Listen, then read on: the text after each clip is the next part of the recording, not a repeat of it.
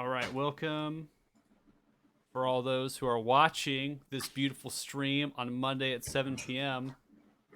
I believe you're gonna have to come up with a group name. I think at this point. I mean, I classify as Group Three, but eventually I'll probably have to figure out a group name. I think the Kraken Slayer is what is Kraken top Slayers for top sure. Yep. nomination right now, for sure. So we'll keep it there. We'll start off with a quick recap. Uh, from last session to now. Um, get coming back from the mine, right? Going through the clan there, and then coming back after you made this arrangement with Grawl Stonefist, you came back to the Frosteel Tavern, which was destroyed, given this dragon that came down, destroying the rooftop, and all that seemed to be drawn to you all. Barlow, disarray, and his beautiful taverns destroyed. You all went there, spent the night, and then awoke to some of these guard awakening you, questioning about where the Duke is. Right. We spent the entire session pretty much investigating the Duke's manor. I believe that you all scoured it top to bottom, and by bottom I mean you found this hidden kind of section, a basement is a good way to describe it. In that sense, that it's just underneath the main level. You all went at it through the cellar, destroying the wall. In one of the barrels that was there was a body in it, and then you behind that wall, I think you hammered Kyla. I think we'd have like a montage, right, where you were just like Yeah, hammering man. away at the wall. There's a CrossFit training montage. Yeah, CrossFit training for sure. Coming in there, it was a little bit interesting. There was an altar in this kind of side chamber, two pillars supporting these lanterns that had permalighting, these crystals and whatnot. And it was just a little spooky. But the chest was open and empty nearby the altar, and the pages in this book that was made out of like skin and hide were missing. So whatever happened there, it was fast. It seemed like someone was just taking stuff, or things were moving around really quickly, and then that's how it was left. And then I believe CJ, you also did some tracking, found out that by the wagon outside of that garage area was where that kind of trip, almost like a fall, of somebody. Um, and you all followed this path. I think first you went to the abandoned caravan that Kane had found on the way there. Now going back, you saw there was some sort of struggle. These gray dwarfs appearing on the side of the cliff said that there was a fight here between this other group and them.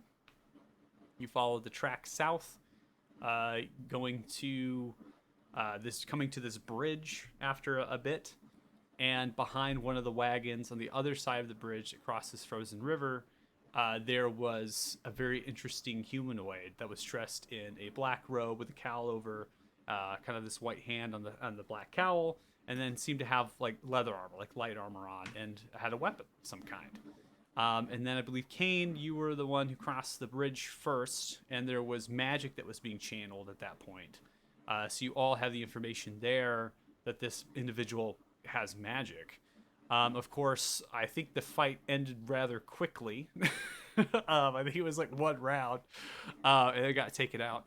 And then from there was some intimidation and torture, trying to get information, and then a shift change as another one showed up. You all chased this one through a passageway between two cliffs that kind of opened up into the mountainside, and you've come to this rather interesting mining house.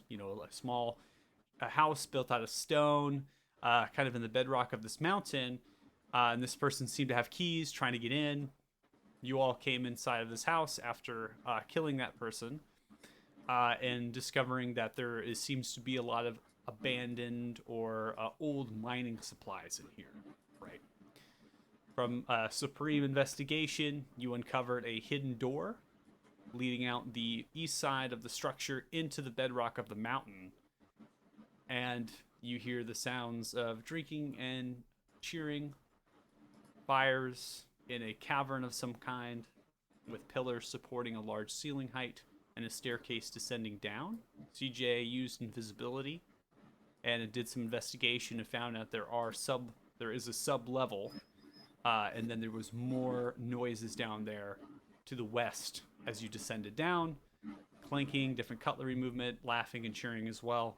Seems like there is a decent amount of people from the observation of scouting. And then to the south, you also uncovered there was rooms that kind of went along that hallway.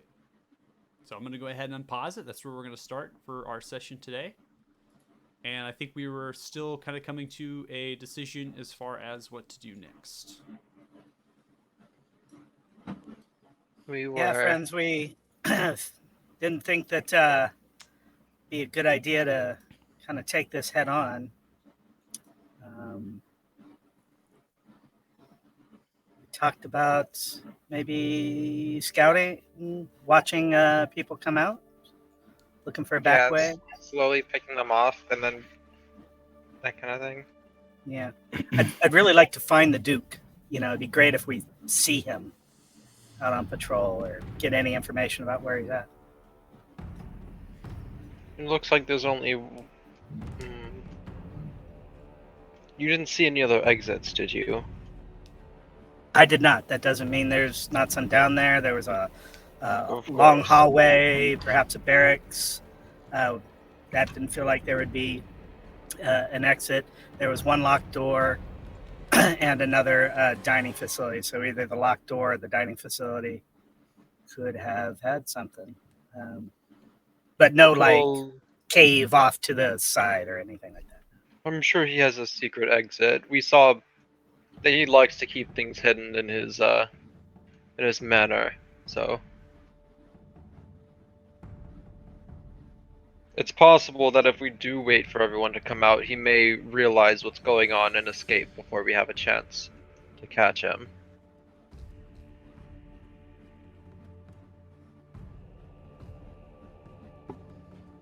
So let's put all our cards on the table. What are our options? As we discussed, going in hard, or scouting it out, waiting it out, trying to get more information. I think a third option was discussed creating a diversion to divert some of his forces in, then us sneak past and go further in. Those are the three choices that we were exploring. Am I missing any? What are the pros and cons of each?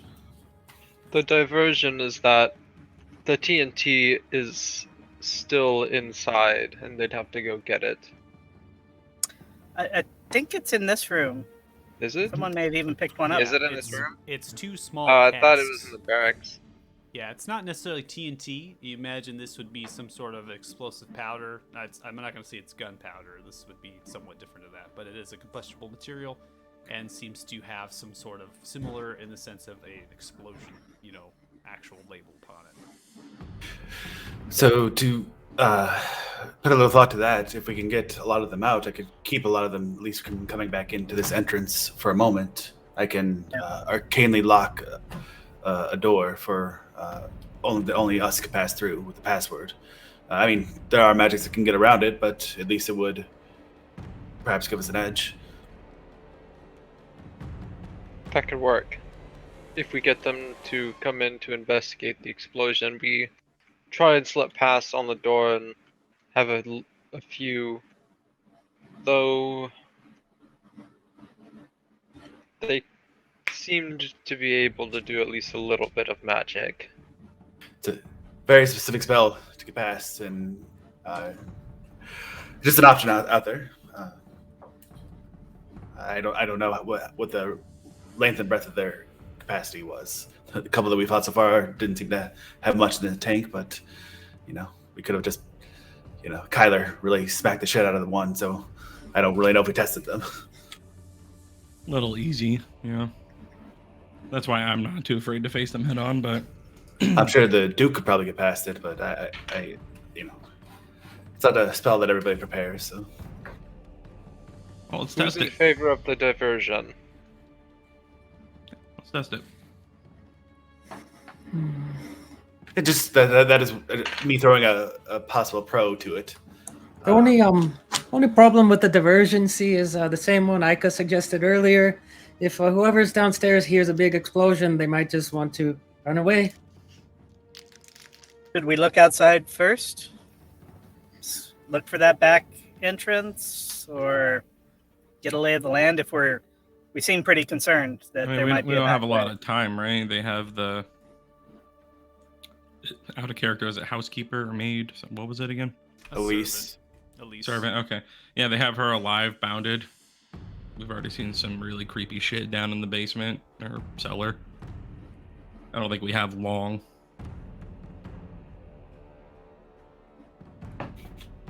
So do you want to maybe dedicate an hour to trying to find a back door? And if we don't find it within, then we go with the plan of a diversion or something else.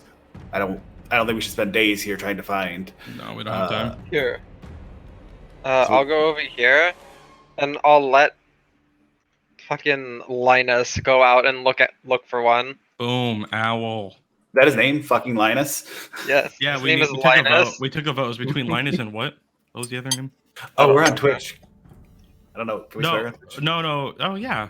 Come on, man. Yeah, we're good. Honestly, I don't know what the rules are there. I mean, I don't want to Yeah, offend like yeah, our 3 we can, viewers, we'll so I didn't have any restrictions as far as like age No, or it's- something, so I think it's fine. Yeah, I let It's D&D. Linus This go is look around. satanic, right? If I recall. This is so. I mean, we're Yeah. good. I think we're good. All right, so Hail Satan. you should be able to pull out the token and slap it down yourself, Sage. Oh, lost. I will roll for the owl. DJ gets a little closer to the door in case someone opens the cavern.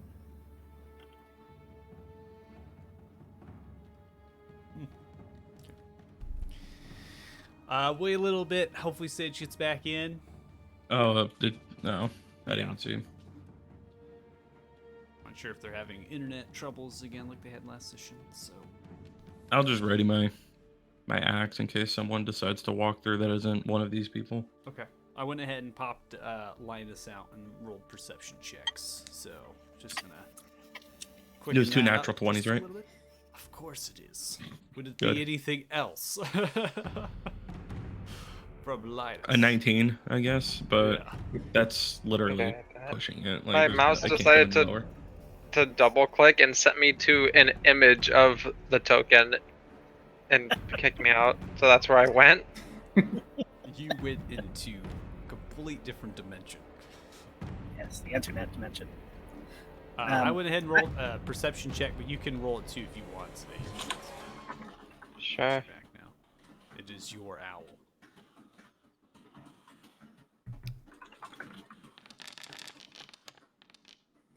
I told you.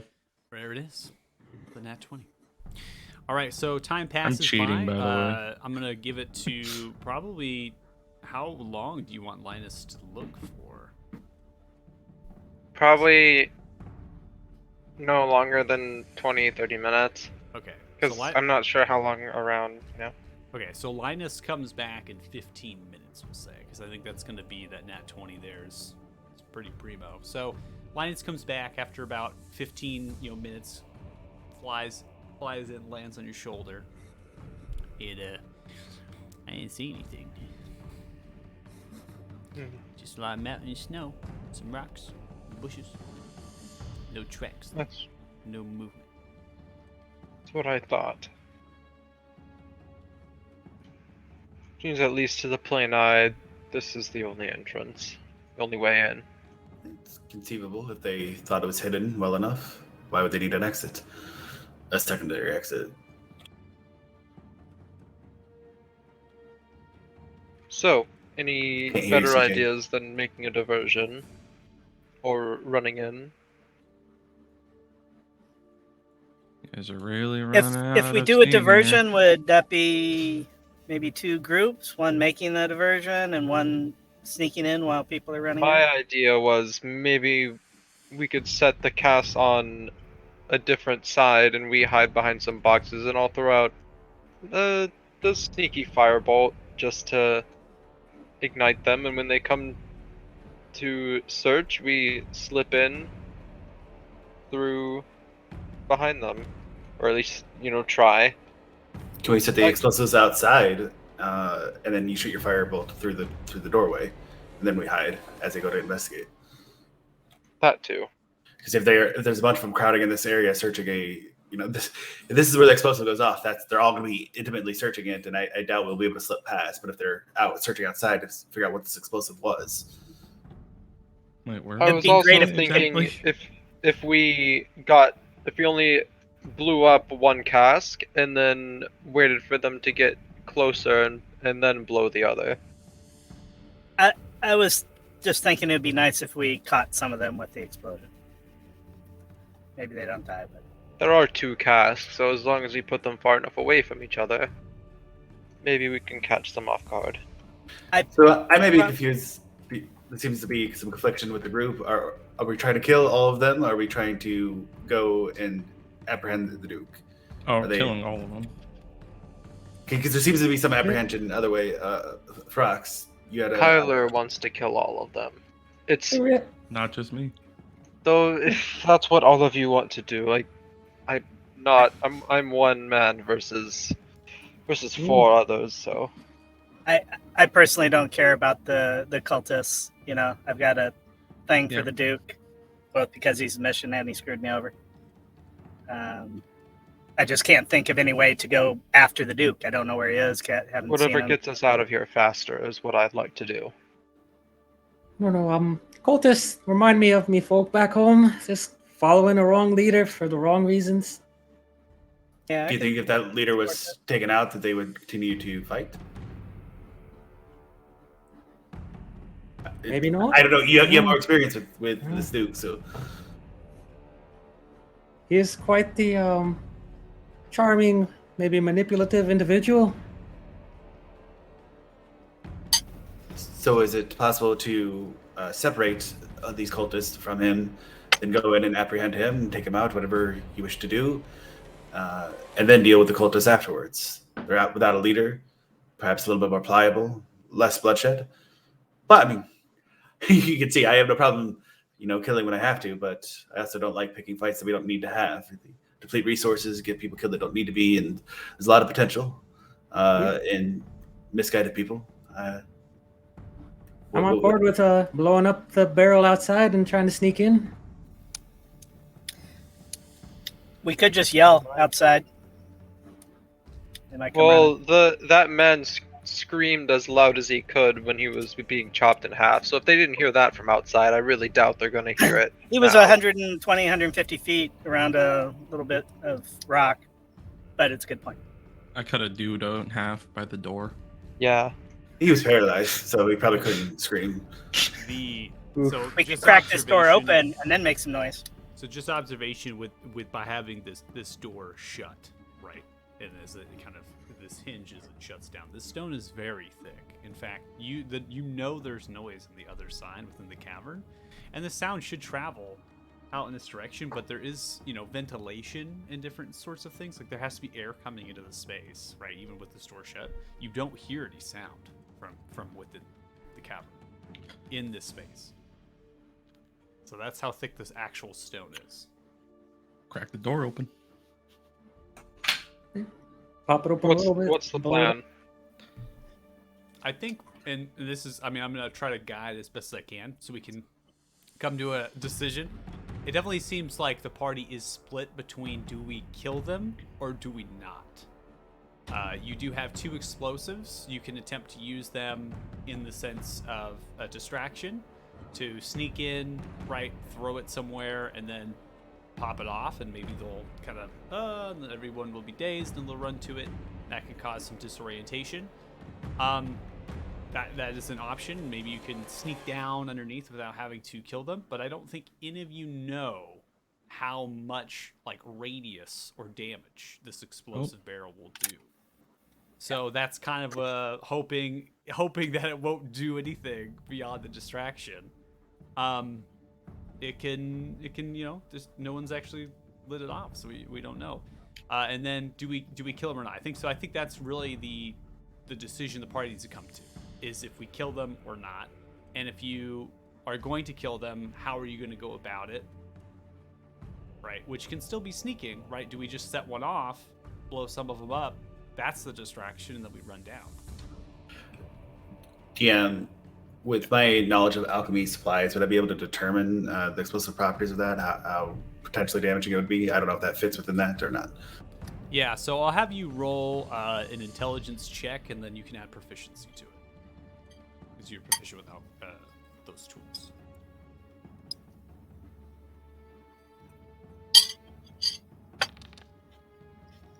So with proficiency, that's 15. 15. So you just looking at the cask and seeing the size of it. Again, it's not very large. Resembles that of a 5-gallon cask. You know, if you had ale within it, something you can have just carry with your hands. The radius of this would be upwards of 20 to 30 feet. I share that information with the group. My suggestion, I think we're probably getting pretty close to blowing something up. So I'd suggest that I try to sneak in and hide in a corner with my 10, 15 minutes of invisibility left. Make your distraction. They rush out. I can try to, go check out that other door, that other thing. But if we're going to try to draw people out, I'd like to try to get back into that room while I'm still invisible. I don't want to do it while I'm not. I think the whole point of drawing people out is so we all can get down there, yeah? Yeah. Just good to have it from two directions. An idea. All right, so Let's are get we ready to putting blow them this thing up. outside? Somewhere. Okay. So you're going to grab one, have it be invisible, and then attempt to place it in there? The CJ think prestidigitation would set it off, or does it need a more hefty sage kick? As far as I remember, prestidigitation is just kind of like an illusion that it's there, not necessarily that it's Start fires. You can But turn them because off. you can start fires with it, you most likely can. If you can create sparks of prestidigitation, yeah, sure. So we need to decide if we're using this for a distraction or if we're using it defensively. We want to maximize the resources. CJ still has a little bit of invisibility. Just out of character, do we want to take a vote? Because it seems like we're a little bit stuck. Yeah. I think Out of it's a- character, Let's do both. I'm letting you guys figure this one out because it's very clear how my character is. So I what I say will let's say do is both. it's going on for a little too long. Right. So But- And we should probably get this going. Let CJ take one and leave the possibility of using it offensively. Take Okay. one outside and use it as a diversion. Okay. I'm all aboard. Let's use a diversion. If it So- works, great. We sneak in. If we have to fight, we fight. Right. And CJ has one more cask. Okay. Okay. The So CJ yeah, has I'll- one of the casks. Getting So I'll closer over put- here. I'll put one of the casks like here Okay. or like around this area. Recall I told you how close it is, what the range is. It's about 20 to 30 feet. So Yeah. probably at least 20, 30 feet away from the door so it doesn't collapse our only way out. And we're going to set yours off stage first. Okay. Yeah. Is everyone ready to hide? And Yeah. nudge this door open a little bit so they hear it. Yeah. Yeah, same. I hide before he shoots it off. Or try to. All right, door slightly open. And I will shoot off a firebolt through the door at the cask. Okay. I'm not gonna have you roll. I mean, we could try it. We could roll and see if it gets it at one. That'd be hilarious. That would be funny. You probably just fire it again, so it's fine. So you let off the firebolt. It kind of crashes down into the actual barrel, and then the explosion happens. I actually went ahead and downloaded a soundboard, and it's kind of loud. Some of it is not very good, so we'll play it soon. Hey, it works. An explosion as you let out the firebolt, smashes it, and instantly with a bright flash, it explodes. It seems similar to like a manganese in the sense that it's a white light that comes off of it, and it shakes the actual house that you're in, and a small crater's left. And really, right now, it's just snow, right? That's just filling everywhere outside, and that's kind of blowing in through the open door of the actual house. Go ahead, and whoever's at the actual wall that was not casting Firebolt, go ahead and roll a perception check.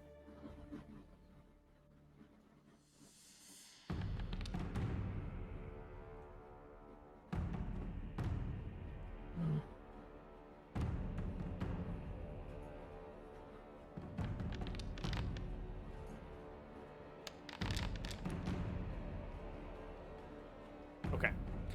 So Kane, with your perception there, and then CJ with your perception, definitely you start to hear kind of closer, like small little footsteps. Again, the sound is you can't really hear anything in the cavern. Just the exceptional perception rolls allow you to kind of hear that there does appear to be movement kind of coming towards it. And then you have almost the kind of the sounds and different things are happening. Like they're trying to get into the actual mechanism to open it from that side. And instantly it opens, and then one steps forward. That I'm going to go ahead and pause it. As the door opens and just walks in, and then stops. You have a surprise if you take it, or you can allow this creature to continue. It tried rolling a perception check, and then rolled a nat 1. Let him pass unless he does anything. Okay. That's what everybody else did. Okay. So this one walks in. This one actually had a perception check. Are you all stealthing? Yeah. Yeah. So I want stealth checks. Oh. See if we can Yeah. beat the actual perception. This Do one's that, walking in, looking left and looking right. They're very suspicious. They're just kind of walking around. So for Ox, you're trying to cast Pass Without Trace. You don't need to lay down a template if you don't. You shouldn't need to do didn't that. do So that. it's plus 10 to stealth checks. Correct. I was supposed to roll disadvantage, right? Yes, if you are in heavy armor, So disadvantage. yeah, I'm all right. Roll one more, so it was a 6, and then yeah, we'll see. Come on, that one. Oh, sorry, misclick. Damn it! I was really hoping that would have been in that one stealth. Come on. Fuck. All right. You're, All right. So All right. 16. Do you want one from So CJ? So is 16 she is what 16 is what you rolled. Well, yeah, because I rolled a 6 for the first one, and this was the 7. So Okay. so you roll a 6 because he has disadvantage. Total of 15 Yeah. with Pass Without Trace. Total of 15. So this person looks right, notices something, draws the short sword, and then looks left as well. And at that point stops and then reaches out to yell at the person in front. With that, we're going to go ahead and roll initiatives, but you all have a surprise attack if you'd like to take it. who do I know?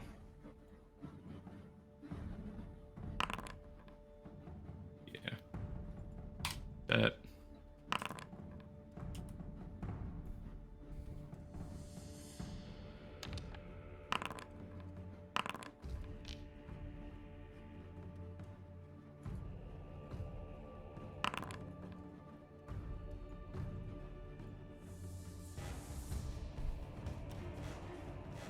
Okay, so we have Kyla throwing a javelin.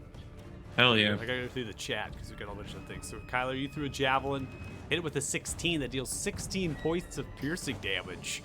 As this person looks right, reaches to yell right into the right side of the javelin, just kind of thuds in, sticks out. Ah! Heals in common. Help! Help!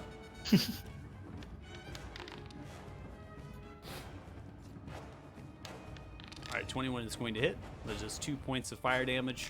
As you smash in from the left, we have Reduced Flame. 14 is going to hit. That deals 4 points of fire damage. You see as the rope. Are we not in initiative? I'm sorry. We are doing a surprise attack. Okay, You okay. still have caught this person off guard. It has noticed Kyler on the right, but it has taken, instead of drawing and attacking, it has went to yell and warp. So I'm allowing for a surprise attack to set stuff off, and then we're going to do it. All right, so this creature fails the saving throw. 6 points of necrotic damage. You see as he goes, help, the javelin's in, fire. He's on fire at this point, and then all of a sudden blood starts pouring down from its ears, and this creature is now dead. So this humanoid on fire kind of crumbles down in the door frame. Again, that crate was moved out of the way to get to the actual door. And now we're gonna go ahead and roll initiatives, but I have to roll these all. I think we got him, guys. Yeah. We obliterated that guy. Whoa. Oh my god, I just saw all the things that got added to the initiative counter. Yeah. Yeah. That's great. Oh, jeez. Okay. Wait,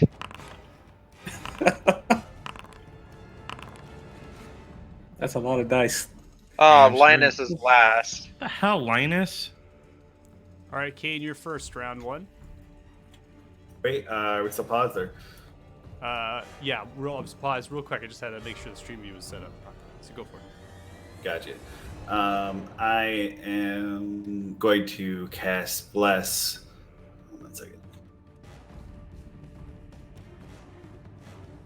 I will step up here and cast Bless on myself. I'm sorry, on Kyler, CJ, and Aiko. Okay. So do I need to target them for that then? You don't need a target. You can just specify the bless, and then there's not really a way to have them. It does say I have to target. Yeah, they'll have to manually roll the d4. So d4, you get a d4 on attack rolls and saving throws. And that's it for your turn? Yep. So that was on CJ, Kyler, and Aika. So every attack roll and saving throw, you add a d4 to it. Sweet. All right, Aiko, you're up next. Alright. I'm gonna go ahead. Just simple fireball from this guy. Okay. If you don't hit, you have advantage. So just FYI, because the creature is not actually aware of you rolling that one. That's 24 hits, 8 points of fire damage. As you go into the back side of this creature, as you go reaching for the door, kind of in front, right, to go out of it to see what happened. Crash is in the lower left side. I'm gonna move like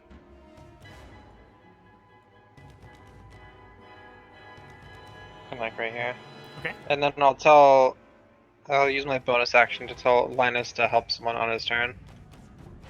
Okay. Who is Linus helping then? Probably Kane. Since Linus goes last. Okay. We'll have Linus still be there, but then I just was wondering as far as that. So that'll, because Kane's at the top and Linus at the bottom, so that actually makes sense. All right, so Okay. we're gonna end your turn there. Yep. Okay.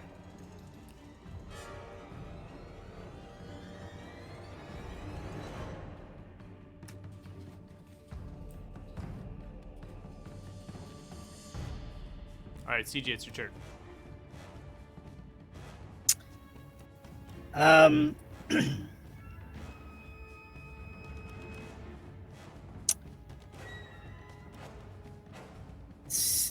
CJ wants to know if the dead dude is like blocking the door.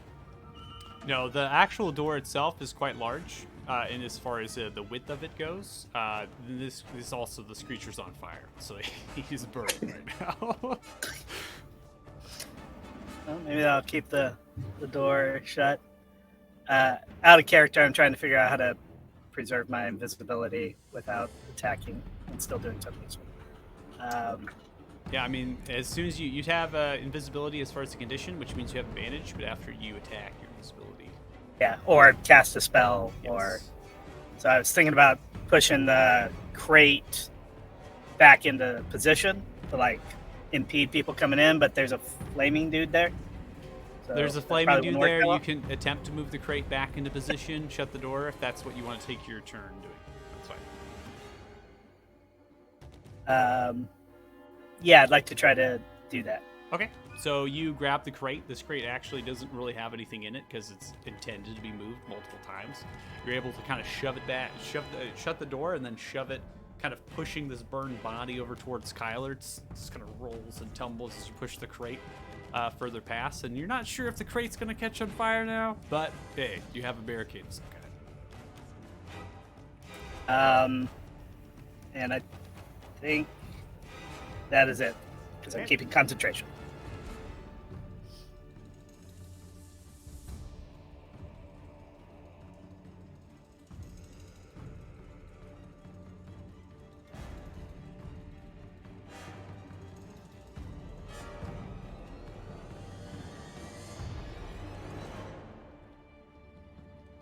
All right, Frox.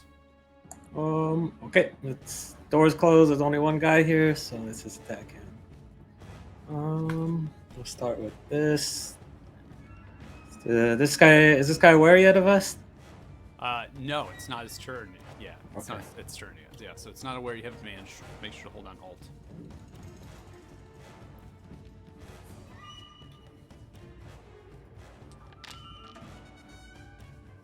.26 hits. You do 12 points of radiant damage. As you fling it, as you engage your starry form, bright light fills the space in here, which is actually quite dark. Letting out a bolt, fires through, almost goes straight through its abdomen, coming out the other side, begins to bleed profusely. And It's gonna be a nat 20. And that does think you got him. 14 points of fire got him. damage. All You right. see, kind of bleeding, kind of grabs that, kind of lets out these gentle moans, and then all of a sudden just catches on fire. We're gonna say this. Oh. probably runs Gentle out moans. 15 feet, runs out as a reaction, then falls down in the snow. Sorry about that. All right, is that it? That's it. Yep. All right, Kylie. All right. Send it. Yeah, This the is crate- closed. Yeah, it's closed. So CJ moved the crate to barricade it. Sorry, Morgan came in to bring me beer. So Oh, okay. So the door is shut, and Okay, then CJ alright. shoved the crate back. You could attempt to move the crate and open the door if you'd like.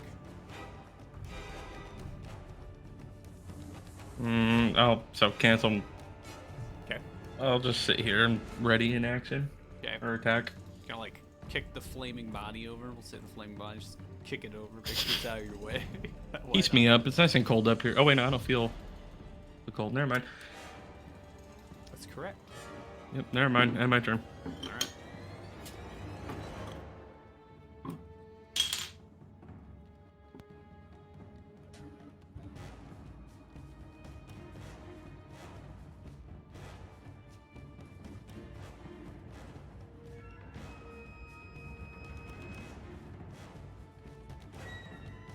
All right, go ahead and move Linus up, and then you can help Kane, and we'll start round 2. All right, round 2. Kane, you're up. I will move to the other side of the door and ready a Warhammer attack with advantage as the help action. Right? The first guy that comes through. Okay. Holding your attack there. Sounds good. Love it. All right, Aiko. Poised. I'll move about here, making sure the guy died, and then I'm gonna ready a scorching ray for whatever I see when the door opens. Okay.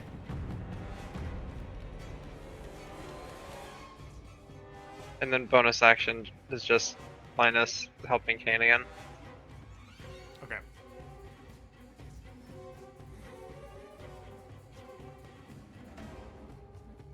All right, CG, you're up.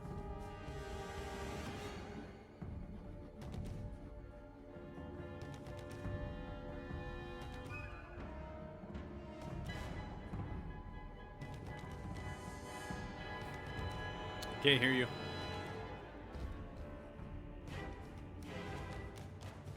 CJ, you're up. You. Think you muted. All right. There you go. I can do bardic inspiration without breaking my concentration. I think so. Yes. Yeah. Well, yours is the only opinion that matters. So if you say I've I can never do it- had Bardic Inspiration cancel invisibility, so I think you're good. Okay, so I'll just take one bonus action and give Kane a bardic inspiration. All right. Woot. Is that a And- D6? This one will be a d6.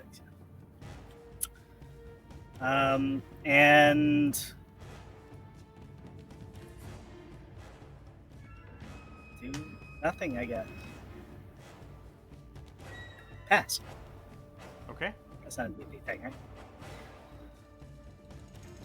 Done. All right. So as you all are at the wall here, I have a ready actions galore at this point. you see is almost as if the door is shut. You have the crate, and there's some sort of budging on the door as you kind of get the sense that someone's attempting to open it. Again, it opens out towards the cavern, right? So kind of like someone's trying to grab at the thing and then opens it up just slightly and begins to speak to you. Who are you? What's going on? We're friends of the Duke. Okay. We're looking for him. I'm gonna keep into initiative, so that's what that person said, and we're gonna go through a few different others of these, and then Frogs.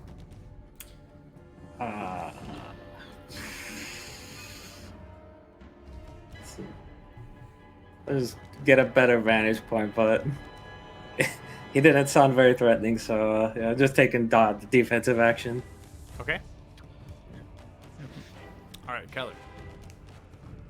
Yeah, these guys are really not sounding intimidating at all. And I think we overthought this just a little bit. All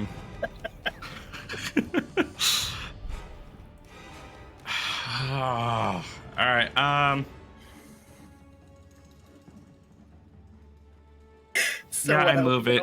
I move it. All right, you move the crate out of the way. Yeah. Okay. What's that? What is that? Like an action? Just because, like I said, Morgan was talking to me when Yeah, when I we were mean, doing I all that had stuff. CJ take the turn on that. I think for the sake of time, I'll probably have that just be a free action at this point, just to take the crate and throw it out, so we can. All right. Same with opening the door now. Are you opening it? Yeah, I'm opening this. All right, open it up. Go ahead and make a All right. athletics check, please. Oh, an athletics bet.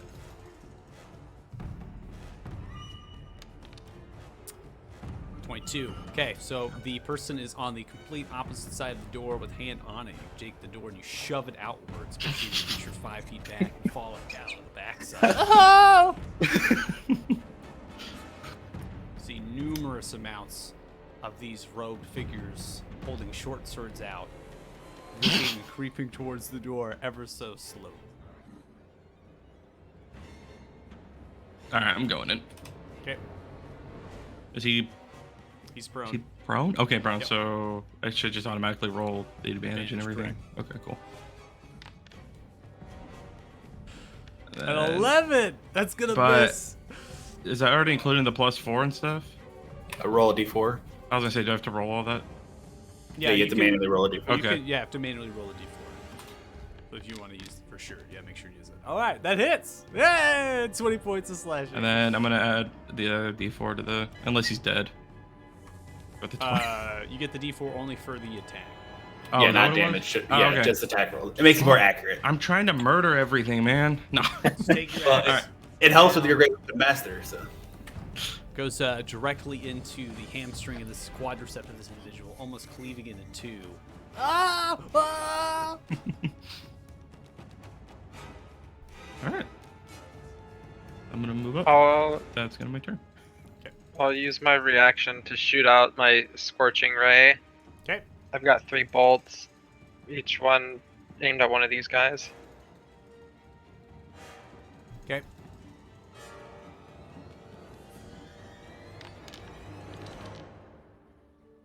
All right, 15 hits. And that's going to do 7 points of fire damage as you strike into the left shoulder of this. The large zap as it streaks across. 21 is going to hit as well. That deals 7 points of fire damage. Strike another one in the center of the chest. And 23 hits. That does a total of 6 points of fire damage. As you hit all 3 targets, they all do let out small little groans. Oh! As they're getting hit by these massive rays streaking across the cavern. Hooray! All right. Kyler, one reaches its hand out towards you and fires that's cool. an Eldritch Blast. Cool. That is going to be 11, which misses. It glances off your armor. This one's going to run up to you, try to strike you with a short sword. Oh boy.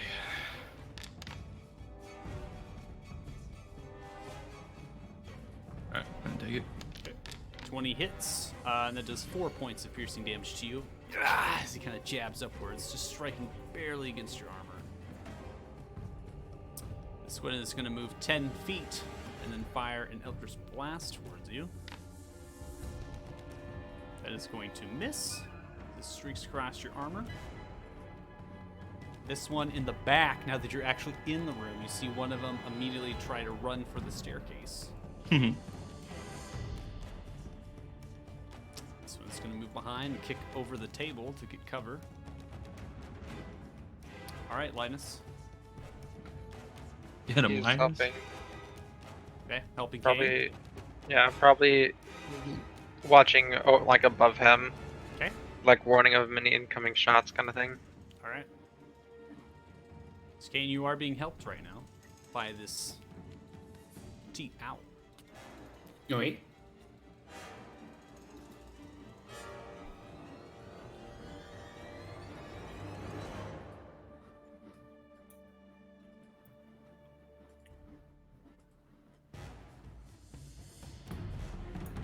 Move here and attack the one south of me with my warhammer.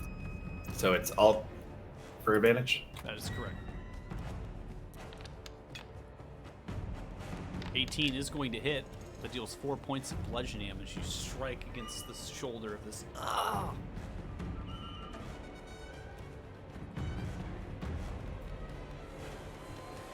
And then I will bonus action cast a spiritual weapon. Okay. Ooh. Make an attack on the one that is prone. So that should be with advantage, I think. Okay, so Still, but you're attacking the one that's prone? Correct.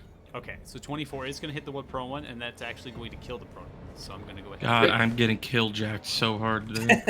And I will put health back onto the Team. other We're a one. team. Team All effort. right, and I'm going to go Always. ahead. I put your spiritual weapon just as a template there, so just kind of Gotcha. throwing it out.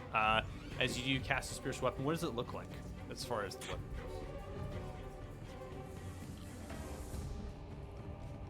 goes? It just looks like kind of a massive scalpel, kind of a spectral medical instrument scalpel, and it doesn't. It looks very contrary to any actual weapon that you might see. I would have gone with like a sock full of nickels, but that's pretty cool too. Well, if you learn it, you can go with that. So. You know, I will now. That Your sounds awesome. spiritual weapon, your scalpel just kind of slaps into its center chest. You see with a large grunt bone snapping, almost a concave of the chest, and God damn. just air slowly goes out of this creature dying. Aika, it's your turn. Scarred from that one. Jesus. I'll move up a bit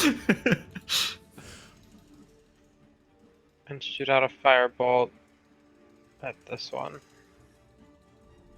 Okay.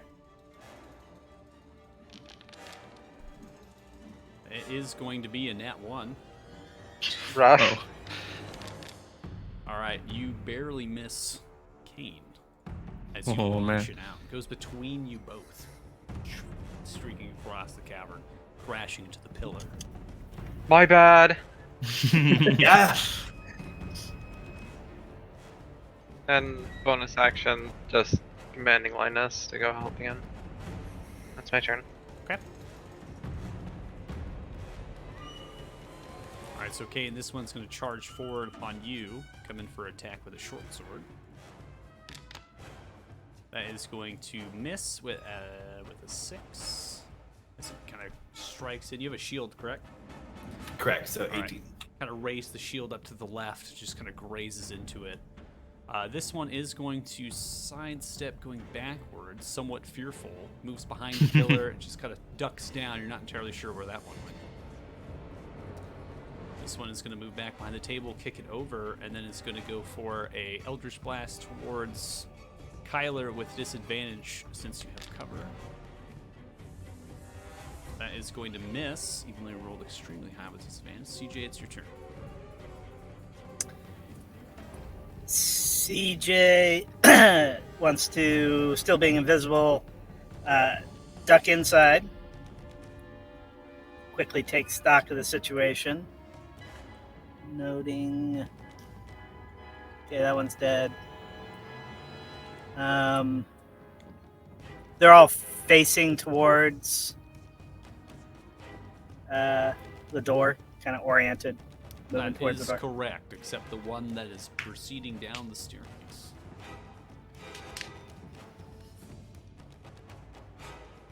Gonna have to let him go. I think I did 15 feet to here. So trying to get behind. Maybe I just went through a box, but if I made it to there, Okay.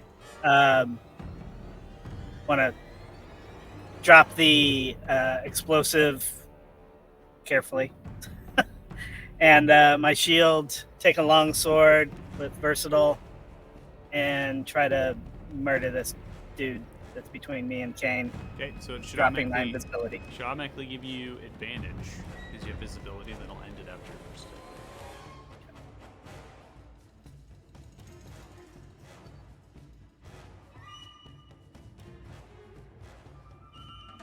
Alright, hold on. Longsword. There you go.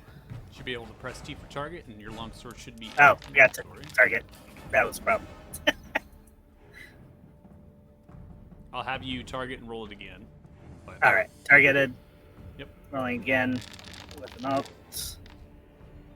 All right, so 21 is going to hit. It's not rolling damage for you. I don't know if it's because you're privately rolling or whatnot. So go ahead and manually roll Oh. damage for me. Sorry about that. Now I have to switch to public and roll d10. 4, and then what's your strength? 13, so +1. Okay, so 5 total points. Okay. And I'll drop your concentration as well as your invisibility, correct? Yep. Okay. All right, Then I'll just do a. Oh, that's a full action. Never mind. Well, unsettling.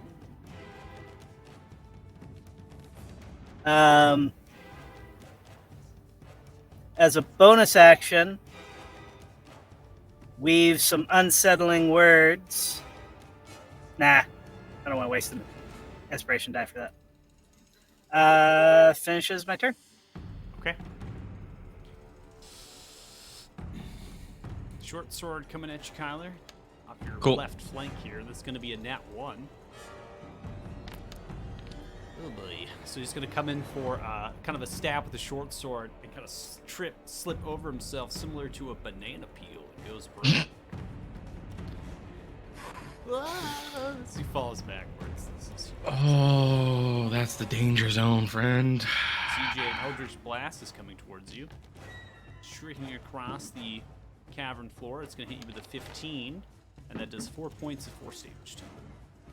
Strikes into your right side. Kane, you have an Eldritch Blast coming towards you with disadvantage since you are in somewhat of cover right now, being in the midst of all those targets. 12 is going to miss. Little surrounded there. And this one being completely surrounded, kind of has the short sword, backtrack look, looks forward, begins to raise its hands up. And note that with the charmed. All right, Frox, it's your turn. Oh boy.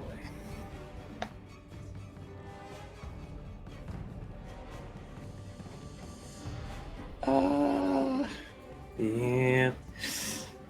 That was 10, 15, 25. How are the others looking? Do they still look aggressive? At this point, this is the only one that seems That's to the only one. take Okay. account that it's surrounded between two, and so it's kind of like Gotcha. like that. All right. I will fire off twin guiding bolt at these two. Let's see. okay. In the meantime, CJ, make sure to fix your health because it does look like you have no health. Oh, yeah. CJ's Yeah, I was just dead. gonna ask, did anything happen to me? Nope. I'm not sure what happened there. Big ol' rip. All right, 25 is going to hit. God, I Does hope so. 14 points of radiant damage. 14 is going to hit as well. That does 18 points of radiant damage. And on the second one, also. Wow, that's a lot of damage. 22 is going to hit. Even That's more 13 damage. There we go. points of radiant damage. Damn. Was it all centered on one target? So the last two were at this guy, and then the first one was at this Okay, guy. so the first one strikes in as you kind of split between Kane and Kyla in the midst of combat. You actually landed upon its leg. A large chunk just kind of blows off of it. You hear, ah! The other one, you fire 2 spells. One strikes upwards, and the other one strikes low, and the creature kind of falls almost like the force of it makes it fall forward and crash down the ground. It just doesn't come back up. Nice. Advantage on next hit for that guy too. Okay. And then last one. That's it. All right, so Kyler, you see the one in front of you that is near death seems to glow after being struck with a blown out leg. It looks towards you. Yeah, I'm still mad at the dude who fell. Now hold up. I got a couple things I can roll here. Well, you are blessed, so. You do And I also have my precision attack. So we're going to roll the d4. Okay. All right. Is that a That is a no? Yeah, I was going to say it's a no, so I'm going to do precision attack. You're lucky your precision attack, I have to tell you, which is funny. So interesting, that one. You get to know the roll before you decide. 1. That's a shame. All right, that's just enough to hit. You do 22 points of slashing damage, which is enough to kill this creature completely. As this one kind of slips over itself, falling down, you take the great axe, cry, comes directly into the center of its chest, and just kind of splits it almost in two with a large crack. You rip it up, blood just kind of flies back upon your armor behind it. Sheesh.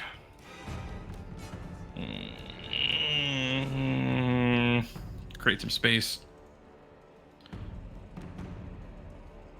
It's got my turn. Okay. All right, Eldritch Blast coming at you. The one in the back, Kyler, that is going to hit you. And asked me to parry that. Parry a fucking it's Eldritch not Blast. specific to what reactions. 3 points of force damage. As That'd be that pretty strikes sick. You can't into your deny outside. parrying an Eldritch Blast. That would be awesome. You know That'd be what? I sick. might allow it. It'd be super cool. I feel like Maybe later on we'll allow it when it does more damage. All right, short sword coming at you from the one that's near death. That's kind of a glowing. That is going to miss as it strikes against your heavily armored plate. Now that you The thick boy. CJ, this one runs up with a short sword, comes in for a stab towards you. That is going to miss with 7, as you're nimbly able to dodge out of the way as it strikes too high. This one disappears down the staircase. The one that is behind the table is going to attempt to fire at you, CJ, with disadvantage. Eldritch Blast. Just really far away. This one's arcing all the way almost by the staircase. Kicks the table over for cover. Fires with a 16 disadvantage. That is 6 points of force damage towards you. That is a very accurate person. All right, Linus. Linus Tech Tips.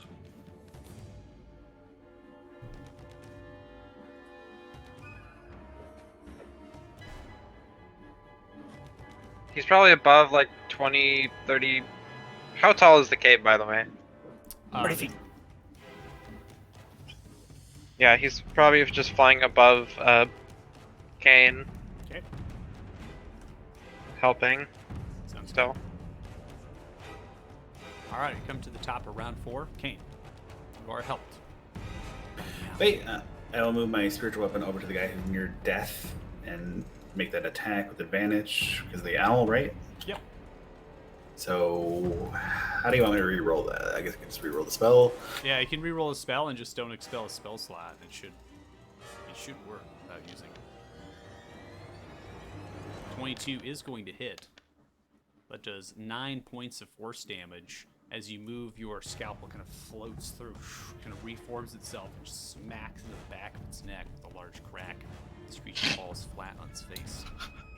Awesome. The one that's got his like hands up, is he like still holding on his weapon, or does it look like a ploy? Or you, as far as first glance, knowing that you can take an action roll insight if you want to, but right now the weapon is on the ground. It was dropped, and its hands are slowly being raised. Hey, can I, like, as an interaction, just kick the weapon back away from him, and then I want to walk past them? Yeah, you can do that as a free action. Okay. Then I will continue to move to right here, bang my warhammer on my shield, and say to the room, "Live or die, make your choice," gesturing over to both the living friend and the dead friend, and I will do the dodge action. Okay, I will allow a free intimidation roll for the cavern. Oh, sure, yeah, I'm good at that. The negotiator. Nope. All right. Okay, you took I the was dodge. cracked a little bit while I said it. Yeah, dodge action. Aiko? Yeah, I'll go up here.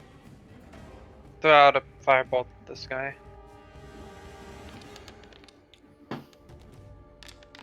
$21 is going Wow. to hit. You had to There's get the one in one somewhere. You know point that. of fire. You know you had to get it in one of those rolls. It's just a matter of time. Mm-hmm.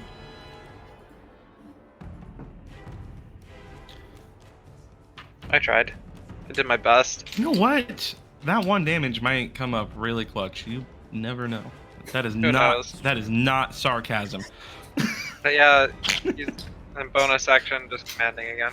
And that's my turn. 1 damage. Sweet. Alright, this one pokes its head out of the crate, goes in for a Eldritch Blast towards you, Kane, with disadvantage. Oh, I thought it was gonna go for me. That is going to be a miss. This one's banging the shield right in front. Alright, so that kind That's of... fair. Yeah, that one is just actually a miss. It doesn't even hit you. That one's a... Not in that one, though. It's a Dudski.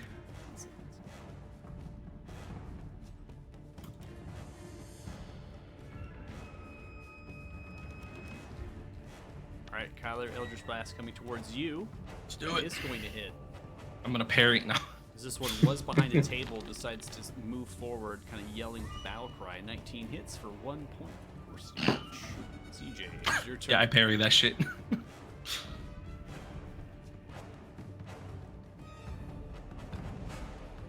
You are muted. Damn it. CJ first takes a bonus action to cast a bardic inspiration. Guess Okay. it's not a cast. On Kyler this time. Okay. And then, while kind of sprinting, dashing, not dashing, I mean, while moving, cast invisibility, hoping that my party will forgive me for bending, but wanting to see what's happening down below. Alright, I Kind have of headed this visibility direction. to your back to invisible. sense. And that is it. Well, from there I should get 30, so I get another 15 or so. Kind of not sure if I'm in the wall there. That's fine. Go around that dude. Okay. In my turn.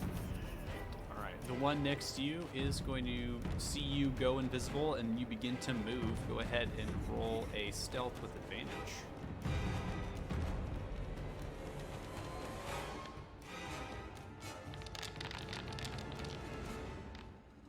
So you see as you're kind of sneaking along the side, disappearing, this one is kind of looking, kind of staring around, very confused, and moves kind of 10 feet in anticipation to almost intercept you, but does not kind of catch you. And that is going to be it for its turn. It spends its action to try to perceive you. This one runs up towards you, Kyler. Comes in. I didn't have to go to him. That's awesome. And that is going to hit you with the short sword. No, I'm not gonna parry. 21 hits. That deals 3 points of piercing damage as he stabs in towards your left side, kind of getting into that little nook of your armor that's slightly vulnerable. This one is going to go prone as this one goes to its knees, completely hands up. Doesn't say anything though, as it's kind of looking left, looking right, very confused. Ferox, it's your turn. Gonna just kind of use shape water to on this prone one to kind of like form like ice manacles just around its back, around its arms. Okay, I'll go ahead and Just be be like- restrained for now. That's a good boy. Just stay down like that.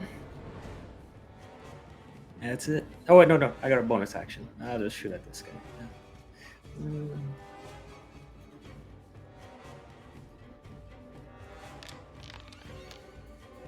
Oof.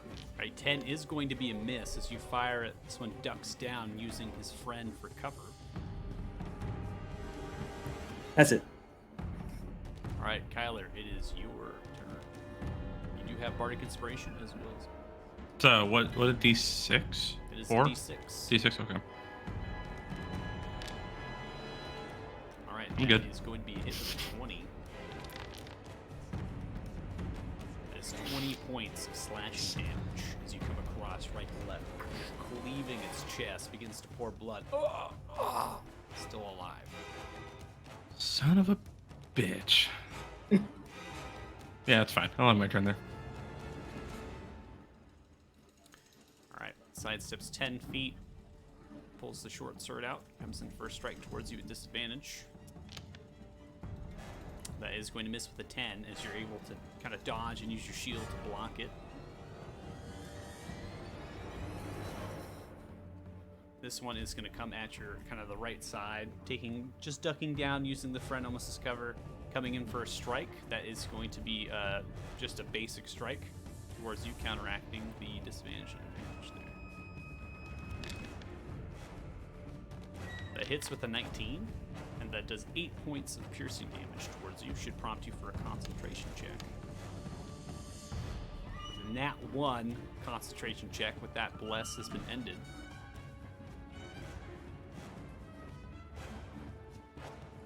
Come to one in the back that knocked over the table. This one is going to charge forward using a dash. Go 60 feet. All right, Linus. Still helping Kane over here. Okay, so Kane, you are still helped. And then we're going to end Linus's turn, and we come to top round 5. Kane. Me, I will use my spiritual weapon to make an attack with advantage on the one that is near death, near Kyler.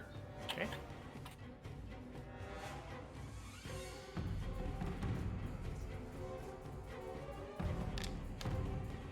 I should have done that with advantage. I don't know why I keep 21 forgetting. hits in already. 12 points force damage is enough to kill this creature. This creature Wait. is already cleaved with the chest. This one just, the scalp Son of a finishes it bitch. off in the back. Kind of cracks some bones. Can I then move it 20 feet on the round, right? Yeah. I don't think I can move that template. Maybe I can. I can move it for you. I can see your cursor as well. So you want it there? Yeah, right there. Okay. Then I will attack the one behind me with my warhammer. You can Okay. do this one with advantage. Yeah, you can do this one with advantage if you'd like to. 15 is going to hit though. That does 5 points of bludgeoning damage to your warhammer. You don't need advantage. He just hits. Why need advantage if you hit? I needed all the advantage I can get. Because you don't hit all the time, and I keep Well, forgetting. it's that to great do weapon advantage. master. It takes 5 away. Yeah. I need advantage. I should probably get him to help me.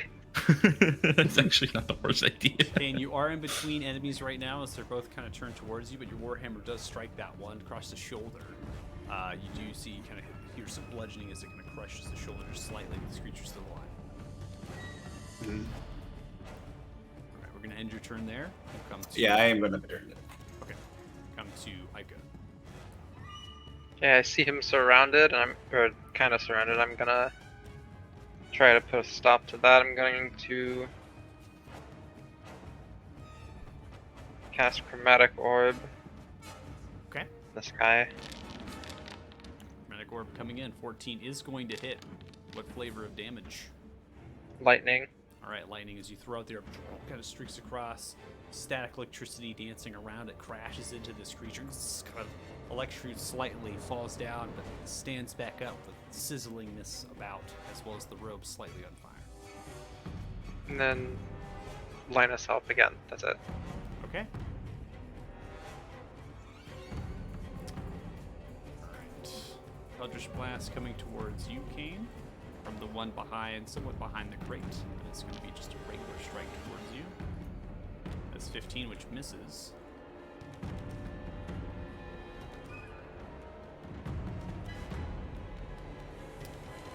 going to move up to the left of his fallen comrade. Just kind of charge, moving forward as fast as possible with the short sword. Towards you, Kyler. Going in for a strike. It's going to be a nat 1. I've got just bodies everywhere around me. Oh Nothing my seems to happen as that one just kind of like, kind of steps over himself, but steps over itself and picks itself back up. And then it's going to be the end of its turn. CJ, you're up.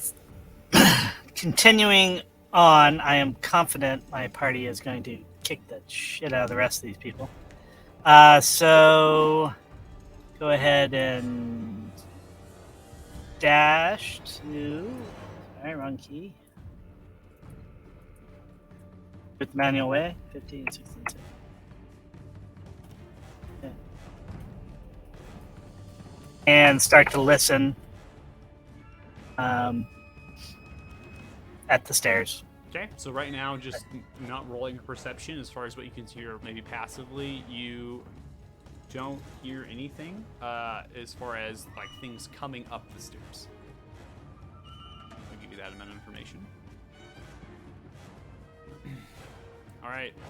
Second wind, myself. Oh, okay.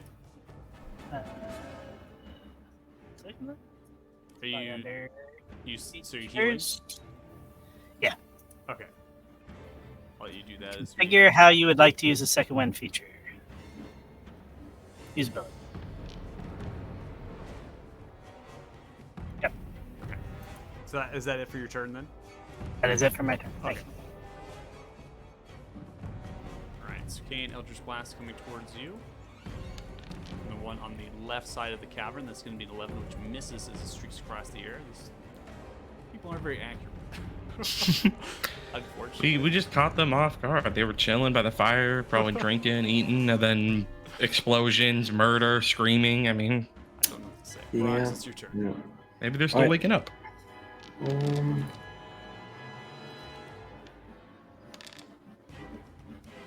Alright, Produce Flame 19 is going to hit. That does 6 points of fire damage against Archer 26. That does 7 points of radiant damage, all on the same target. Yep. As you kind of This produce, guy. as you produce the flame, catches the robe on fire, somewhat kind of hitting it towards the backside, and then all of a sudden your bolt kind of shoots out, crashes into the chest. This creature is still alive, but the bolt, you see blood just kind of oozing down from a scorch mark. That's it. All right, Kyler. They just keep coming to me. It's great. 19 is going to hit. That does 24 points of damage. How do you want to kill it? Okay, how big is he? This one is actually quite short-statured, almost a halfling as far as That's all I size. need. I go straight down the middle. Just bisect it. Just right down the middle. Man. That's it. That's all I do. All right, runs up, take the great axe. I take advantage as it landed that nat 1 tripping over itself. Just gotta get to split it right down the middle, bone and muscles. Oh, Why wait. All right, yeah, I was gonna say. Okay. You wanna do No, it you again? okay, you got it. Yeah, that's fine. I was I gonna mean, say You said they I have keep more to coming kill. you, I mean, so. they could just keep coming, but I mean, I'm starting to think maybe with 4 of them around me dead, they might stop. Maybe. So I'm gonna move up on this fool, and that's it. Get my turn. Okay. All right, this one is Kyler, as you begin to approach it, splitting the one in two. This one begins to drops its weapon, begins to put its hands up. All right, Kane, that one next to you on your kind of left side there is going to go for an attack without advantage, since its friend is no longer engaging. 9 is going to miss you as it strikes against your shield. That's why I'm here, baby. Take away that advantage. Alright, so it's going to move 15 feet, come next to your side, Kyler, as he says, kind of yells out, "What are you doing for the master?" Comes the first strike of the short sword. Ooh, that is going to hit. 23 hits, and you parry the blow. Okay. Go ahead and roll your parry. We'll see. It might actually negate the damage completely. And it does. I'll put 3 back onto your health.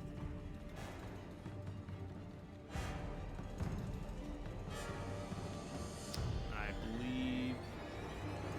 Kyla, are you frozen? I think he's frozen. Nope, there he goes. Refreshing right now. I know he's telling that his microphone sometimes cuts out and he has to refresh due to a faulty cord, so. Alright, that's going to be the end of that. Creature's turn. Go to Linus. I'm gonna say fuck it. Linus is gonna help me. I need it. Okay. Alright, come top of round 6, Kane. I'm gonna move my spiritual weapon over and attack the one to my bottom left. That got really big all of a sudden. It's because it's split on the corners. If you drop it into the middle of the grid, it'll go back to the normal size. Nice. Bam.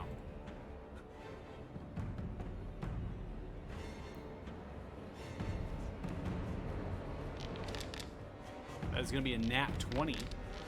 That crashes with 19 points of force damage across its head, going into the jaw, ripping it off. The creature is dead. Then I will move forward 20 feet and take the dodge action.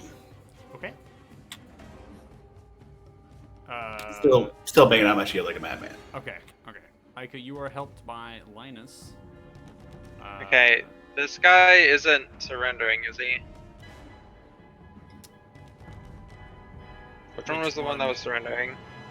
There's 2 in the midst that are surrendering. They are marked with a charm icon on the top left. There's one to the top side of Kyla that does not appear to be surrendering. Just move first afterwards. Okay, in that case, I'll go with this one. And I'll cast Chromatic Orb on it. Okay.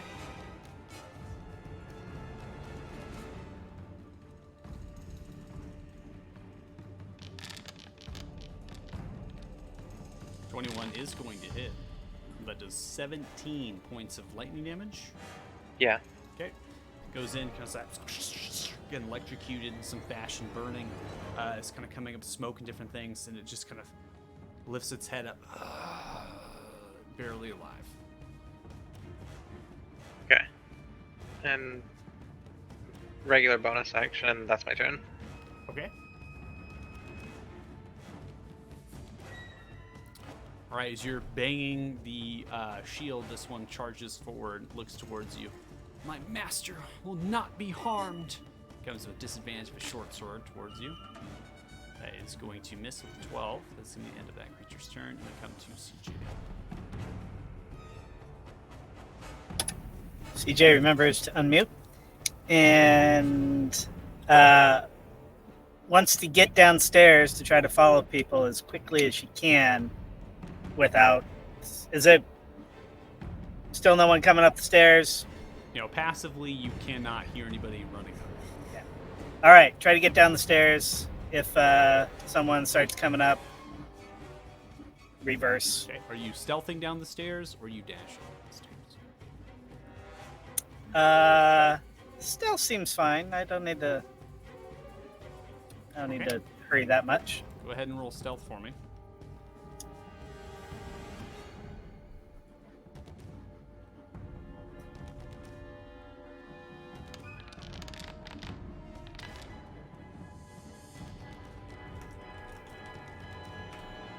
All right, 22. Okay, so you begin to stealthily move down this actual staircase there. You imagine that you, at this pace, moving stealthily, that it will be about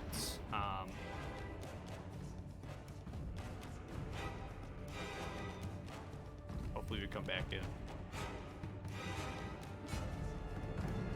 We might have get cycled out. I kicked Joey out because he couldn't log in, so hopefully this works. All right, we're coming back in. Okay, I kicked Joey out, and apparently it had a hard time with Joey getting kicked out.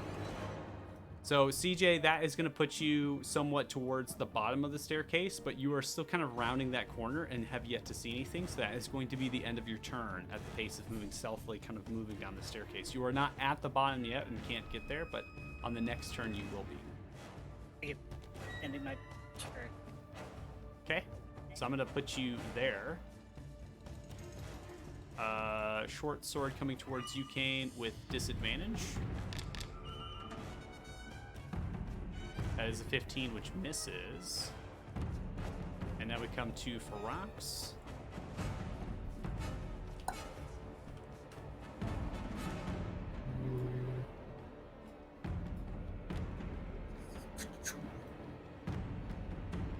It's a lot of bodies. Didn't see. There is a lot of bodies.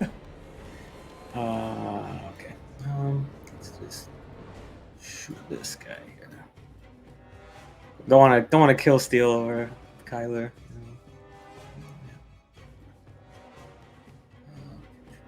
DM, do you award out XP like who kills who? No.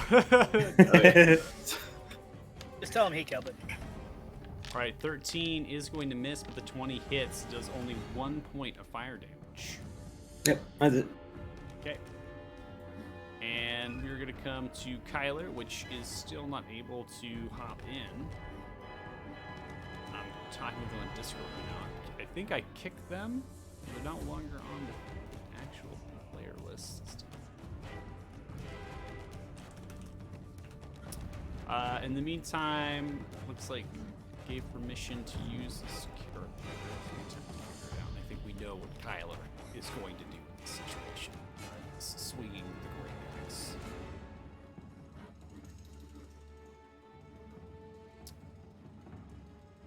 Which is going to hit, and that is going to take out that creature. Does a whopping 14 points of damage. And then I'm going to have Kyler charge forward next to you, Kane. And that is going to be the end of Kyler's turn. Alright, come to Linus.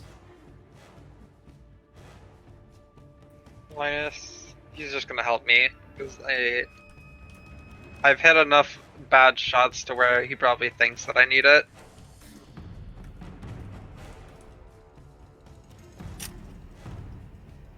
Okay. And then we're going to end your turn, and we'll come to Kane.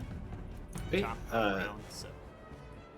Use my spiritual weapon, move it over and hit the one to my bottom left.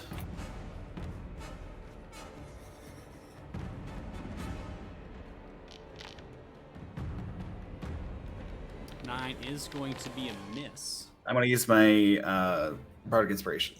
Okay. 9 plus 2, still not good enough to hit. Then I will swing my Warhammer at him. Okay. Frustratedly. 18 is going to hit. That does 6 points of bludgeoning damage as you come across the chest, smashing into it. And that'll be it. Okay. Now we come to Aiko.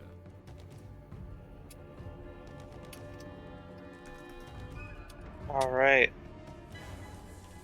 I'll just shoot a firebolt at this one over here. Okay. 14 is going to hit. That does 3 points of fire damage as you crash to the left side of it. Again, taken back, focused on Kane at this point. You see fear kind of overcoming its fix. Okay. And I guess I'll move in a little bit. And that's my turn. Alright, come to this one. For the sake of it, it's going to come and try to run away, which is incurs attack of opportunity as it makes a dash for the staircase. Kane and Kyler are going to get attack of opportunities, so I'll take that for Kyler.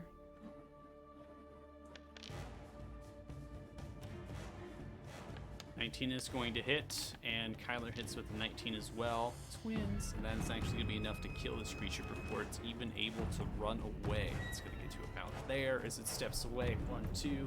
It's hit in the back, tumbles forward, and dies. Alright, CJ. So, when you come down the actual staircase, I'm going to give you just a brief description. You don't see anything. You stare off to the same areas of north and south. You hear no movement. However, it does appear that there is some sort of barring as there's tables or chairs being moved behind the western door. So it's almost as if there's barring happening on the western door, which is directly in front of you at the staircase. In the meantime, I'm going to work on trying to shove you down there to get your token there. It's a little bit weird how the encounters work, just because if I transition you to this, you don't actually, or you're not on the encounter list anymore.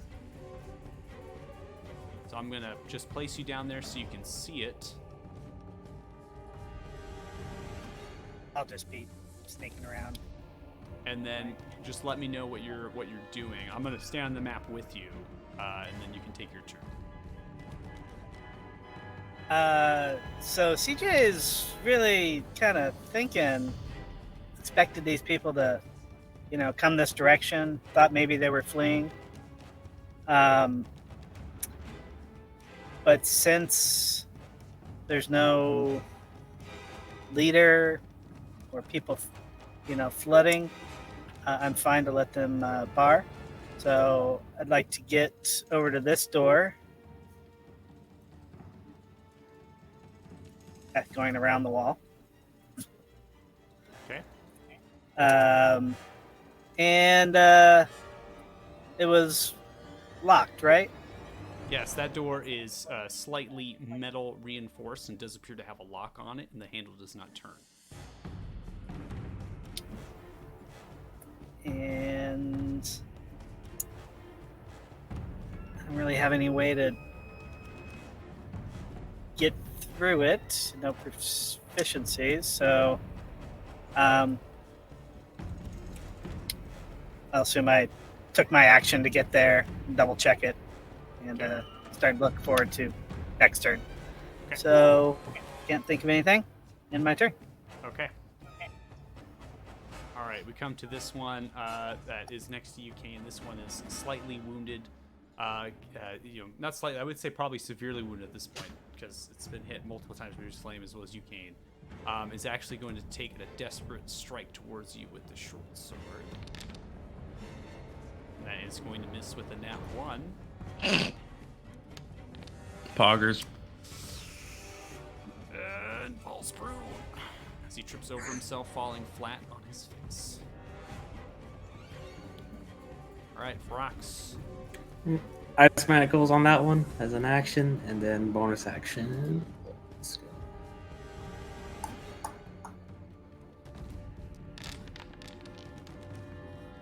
Ooh, nope. And that's it. Okay. All right, Kyler. Hello. Hello. By the way, I forgot when I originally moved after I killed that guy because of the Great Weapon Master. I could have swung again. I just forgot. Oh yeah, that's I right. totally forgot. I could have swung at the guy I moved up to when I moved next to Kane. But action. yeah, you take what it is. And then we roll a d4. Oh, you are not blessed anymore. Oh, I'm not? You are not. Oh, well, Yeah, I lost concentration. son of a bitch. Try again. Ooh, Shit. Ted, you do not hit. Oh, wait. Try again. Wait, I forgot I had Bardic Inspiration. Oh, hold on. You're getting Chronal Shift as a reaction, so you can try. Go, roll again. Swing again. Sweet. Oh my god, you rolled the same thing, motherfucker! That is Oh. good. Bardic Inspiration. All right, roll it. 4. All right. I think at this point I'm gonna let you hit. I think it's fine. 18 points of damage. Just give it to you. I think you've been through enough at this point. All right. You Dude, come my down computer fucking froze on me. I don't know what happened. here. Yeah, I'm not sure what happened either. You went with a great axe, just chomping down in between this person. He lets out a death groan. Last breaths kind of begin to pour out, and that is going to be the end of initiatives. Round 7. And God damn, dude. We've technically just committed several accounts of murder. I just want to let you all know that. Yeah, self-defense. I like to look at it as future self. We We actually attacked them first this time. Well, this time, but I mean, they all look alike, so we were attacked by the gang earlier. This neighborhood Depends is on the going to brother. shit. Well, So there are 2 alive and restrained, right? That is Yep. correct. They're not saying anything. The fear's upon them. Some of them are sweating. They appear to be, one is a human and the other one is a dwarf. Just a mixture of races. And some of them are, the human is young and the dwarf seems slightly older. And it doesn't seem there's any sort of relationship to them. They're not moving. They're ice manacled on the backside. They're just kind of put in that position where they're like sweating. They seem scared. Do we want to take the time to interrogate them, or we're pressing on? Aiko's pressing on. We can restrain them. I know they're. How long They're is already it? restrained. Well, it's ice though, right? yeah. Is it their hands and feet, or just their hands? Just their feet, or just their hands. Yeah. I see a fire over there.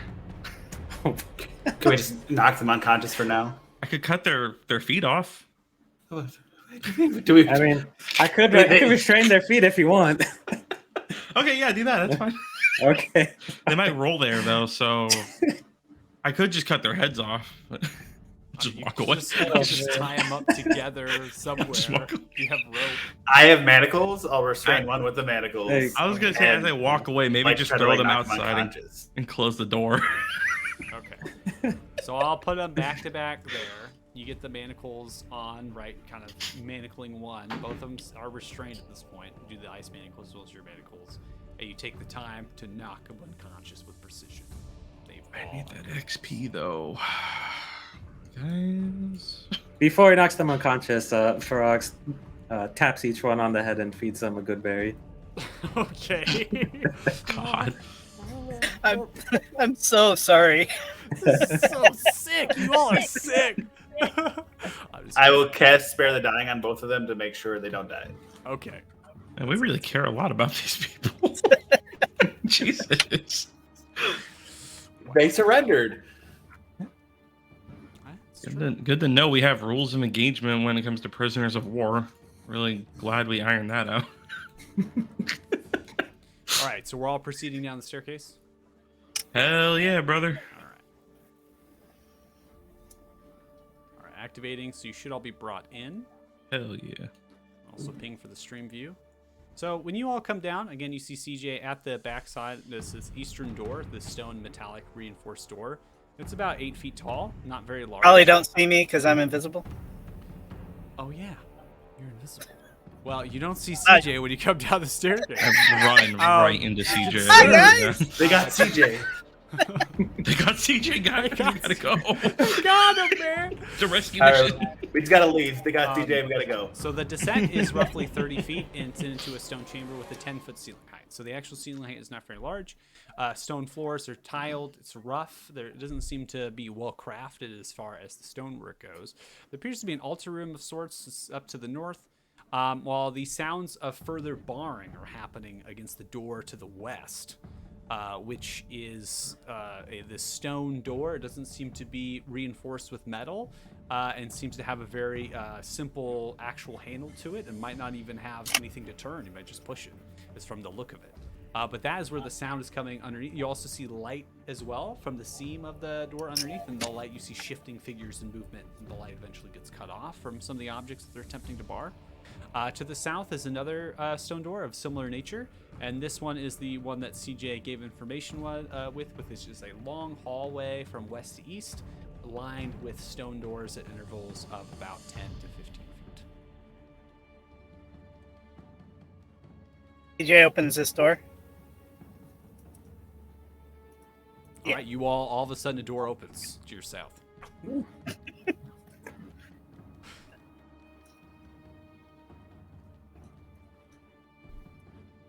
Did anyone else see that? The door opening on its own?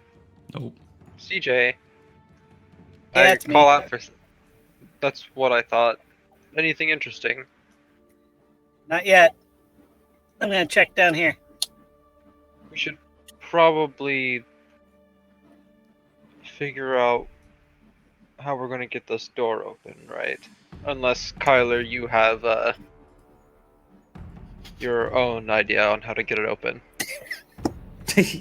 Oh, I Paris, have for an once, explosion. I'm not Explosive, with by the you way. to try to blow something up. That's kind of sad. I'm too far We away. could Jay open goes it. and sets down the explosive. Have we Over here. tried opening All it? right. I'm going to hope that this is a good idea. This is underground. I kind of mentioned to the party, why don't we? I think we should check the barracks before we try to get in there. But we should watch it, make sure they don't come out. I'll watch. Skylar, 11 investigation up to the altar room to the north. This is similar to what CJ observed. It's kind of this skull with this white handprint across. It's not red. I don't have the acid for that. And then there is a book. It's similar to a prayer book in the sense that there seems to be prayers given to some sort of entity. You're not entirely sure what it's like, kind of the hodgepodge of different kind of prayers to this entity. You're not sure what it is. And then there is kind of this golden scroll that's able to be kind of spun out, and all it is a kind of transcript and some sort of kind of I want to press to say oath. I don't know. It's something to do with a master, right? And it's something that's almost like we like a pledge to this master. I took those two items up before and we examined them. Oh, you So did? there's Okay. skull left. Yeah, I Then- have them with me. Then Okay. let's completely forget I was. Let's just Well, ignore that. Let's investigate just, anyways. That's what CJ. yeah, brought let's up just- to, so at least remember that we're was all- last we're all week, on the so same we're catching up here. page. All right, we move Crush on. the skull if you want. Yeah, fuck it. I touch a skull. Does the skull do anything? Yeah. Okay. All right. Cool. Let's go.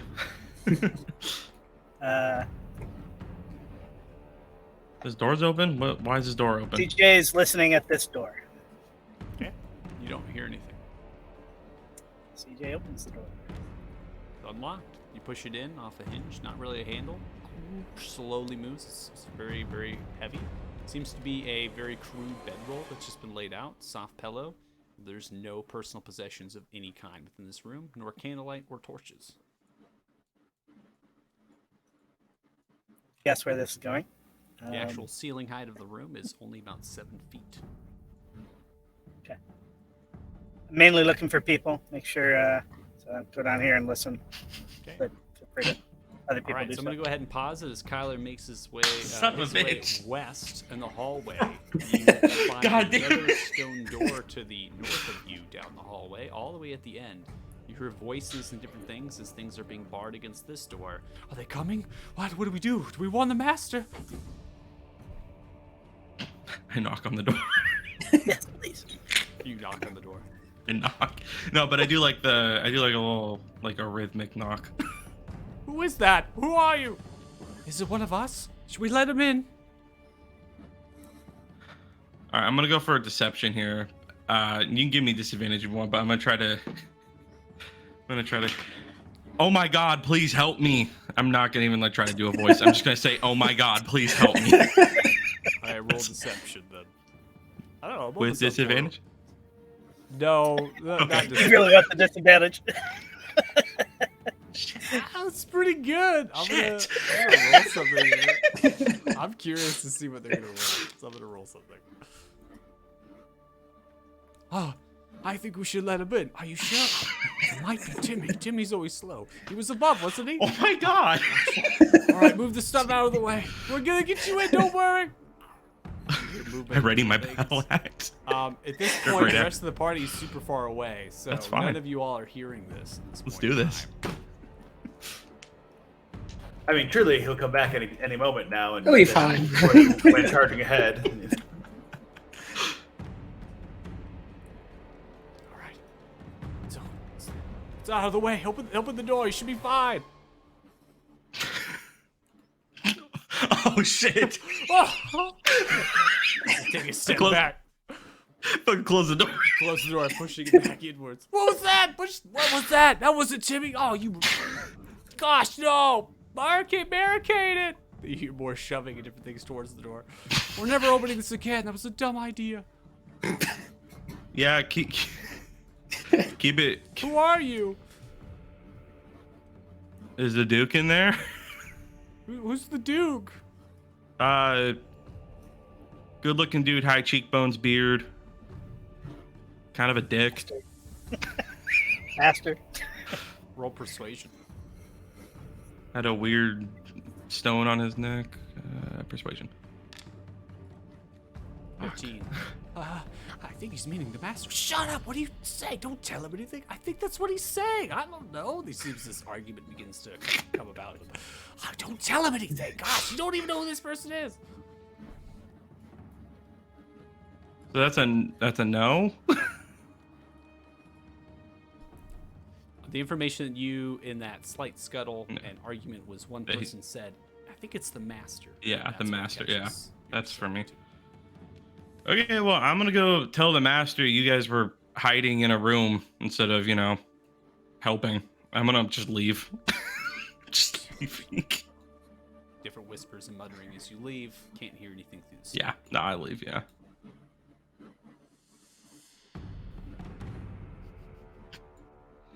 Anything interesting? Yeah, there's a lot of them down there, and like the brief glimpse I got was like a kitchen, like eating room. I asked about the Duke, and seems that he's being called the Master. So that's all I heard. As we thought. Yeah, so at least as far as I can tell, he's not down there. They barricaded the door. They sound scared. So I'm not really too worried about them. Unless one of you wants to go in there, they're pretty easy to trick. I think Kane was checking if this door was unlocked or Oh. not. Okay, So we so will go check. can you begin to kind of look at the door and attempt to grab what you imagine to be the handle of this metal reinforced door? It's somewhat similar to a round knob, God, that but a music. little bit squarish in shape. You attempt to open it and it is locked. Okay, I will cast guidance on myself and try to pick it, trying to get the attention of my party before I open it. So I want to try to unlock it, but not open it if I do unlock it. Okay.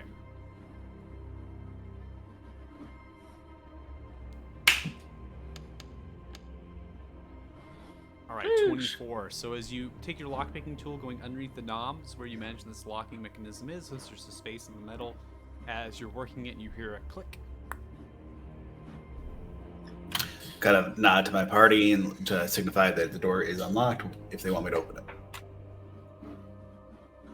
They're rating my great axe. Go ahead. Are we missing somebody? CJ's in the hallway listening at doors. Wait, Make some noise. I'll come around. I open it. I can go first. All right, so the eastern door leads into another stone spiraling staircase that descends further into the depths. The stone door to the north seems to lead into another space. I'll check the door to the north. Nothing here. This one is not metal reinforced, it's stone, similar to the other doors that you have experience with. Slightly different. Locked? Doesn't seem to have any sort of hinge, or, doesn't seem to have any sort of handle or a lock mechanism to it. Just almost as if it has grooves in the wall itself.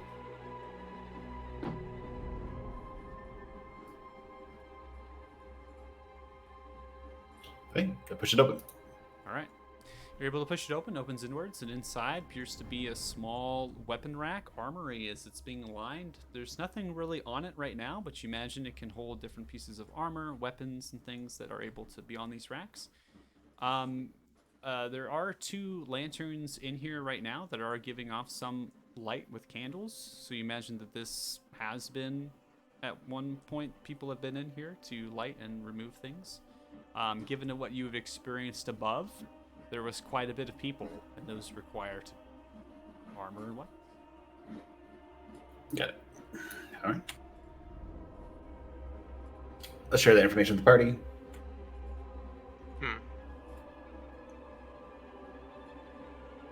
And relay that there is a set of stairs that do go further down. Okay. Do we want to clear the floor or go down? I think it's best if we continue on. It seems like those others were just more basic cultists. Unless you'd all like to sate your bloodlust a bit more, I'm alright with continuing. Agree, Aiko. We're here for the Duke. Find the Duke. All right, so CJ, you are proceeding into different rooms in the south. You have opened several doors, none of which you have actually heard anything from any of these doors. And upon opening them, they all seem to be rather similar. The fact that there's one simple bedroll that has been laid out within the room, and no personal possessions of any kind. As you kind of shuffle through some of the bedrolls, you're looking for maybe some things that would note that people left things here. But again, the bedrolls are completely empty. Within there appears to be foul smelling as you walk in. Seems to be a bathroom. I have gotten what I wanted out of this and try to catch up with my crew. Maybe there's gold in there. Keep looking.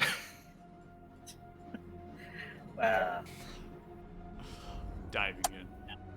There we go. All Earn right, that money. so Goes through the door.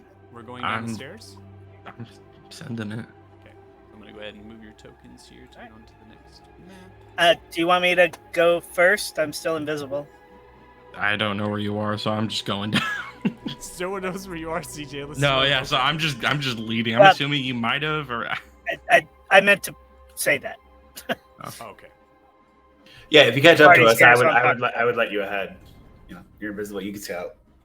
Okay, so you want CJ to go on ahead while you all stay above, or do you all want to go down the staircase? Go down with, but CJ in front. You know, CJ's invisible. Best opportunity to avoid something. You know. All right, so CJ, as you kind of lead a little bit further ahead, go ahead and roll a perception check.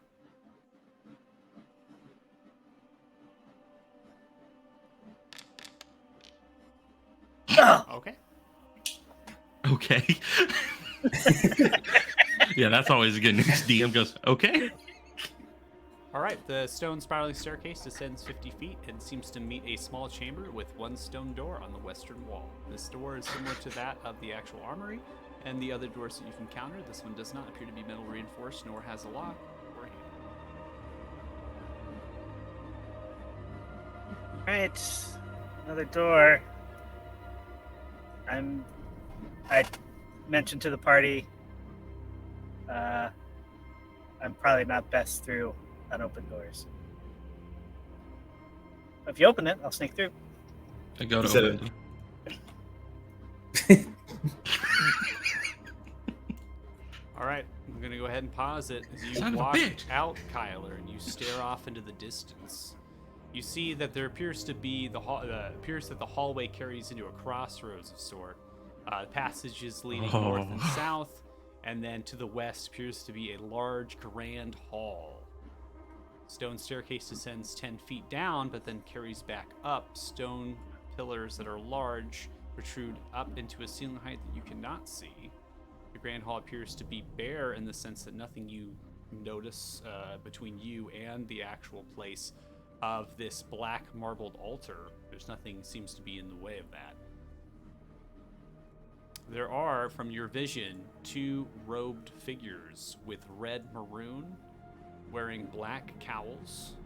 Seems to be completely robed with black boots. Cowls carrying over their faces, revealing no facial features. They each have some sort of what you imagine to be a rod in their hands that is black. They don't pay much attention to you as you walk down, as you are in darkness right now. I'm going to equip my shield. Further DJ. past- Prox just kind of holds on to back of Aika. Just So further past with your vision, because I think everyone has enough vision to be able to see, this room, this altar room, is actually quite bright. You do see what you imagine to be the Duke, not wearing a cowl, but now wearing a similar robe as the two figures in front.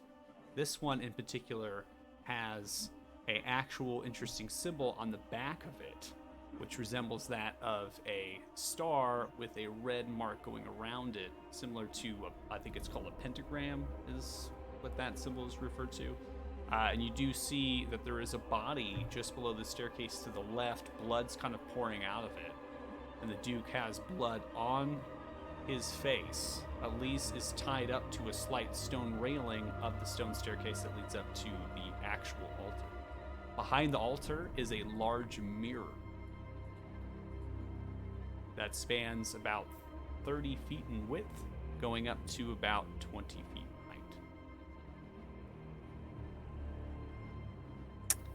CJ's stealthing down the corridor. All right, go ahead and roll stealth.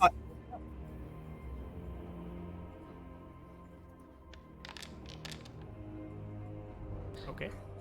You also are invisible, so you do have advantage if you want to roll another die. I was wondering. We get to this spot, kind of. Well, I wanted to see what it was. Now, Coming to the crossroads, you look north and you look south. It appears that there are 2 stone doors on either end. Roughly, I would say from your distance, 20 feet away. continuing on.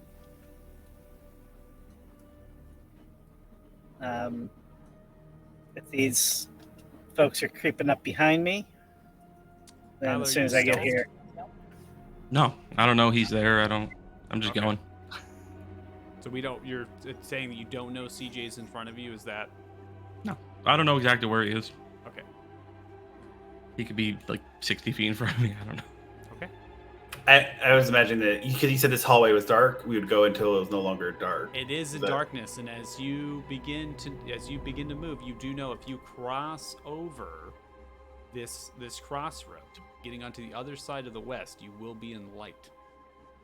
Yeah, so I came in and only go as far as the darkness allows until CJ says otherwise. Okay. Some other event or some other event. Okay. yeah, I thought I whispered closer to the head of the hallway, but before I sneak out, say, Okay. "Let me go check it out. I'll report back if I see anything." Okay, so CJ, you communicated with the party that you are scouting ahead and kind of sneaking around, being invisible. So as you come into this area, now the ceiling height is kind of matching that as which you see the mirror kind of extending to, just about 5 feet above that, so about roughly 35, 40 feet, because it is slightly climb up to the black marble altar that is there, and then the other altar above, so kind of that altar space I would refer to it as. You do see that there are metal barred kind of doors, so they're open, right? So imagine a jail cell door. There's 3 to the north and 3 to the south. Some of them actually have people in them, resembling that of common folk wearing different amounts of clothes. They don't appear to be miners necessarily. Some of them are grabbed on the metal bars and they're kind of looking out towards what is happening upon the altar. You see that the Duke appears to be muttering something in a language that I'm going to go ahead and see if Kane can understand, because I imagine that you would be the only one. No. Okay. I don't believe anybody can speak that language. The Duke is speaking it. Maybe me. Go back to the crossroads. Say, hey, the Duke is up there. It's definitely the Duke. There's some prisoners. Not much else. You saw the dead person, and there's those 2 guards. I could probably sneak up on the Duke if we had something to do. Aiko, you might. The books that we have, may be precious to them, so maybe we can threaten them or burn them or something. Do we want to piss them off? What do you think we should do? We've come this far, and most of the important text I have is lost, and I hold up the spine with nothing in it.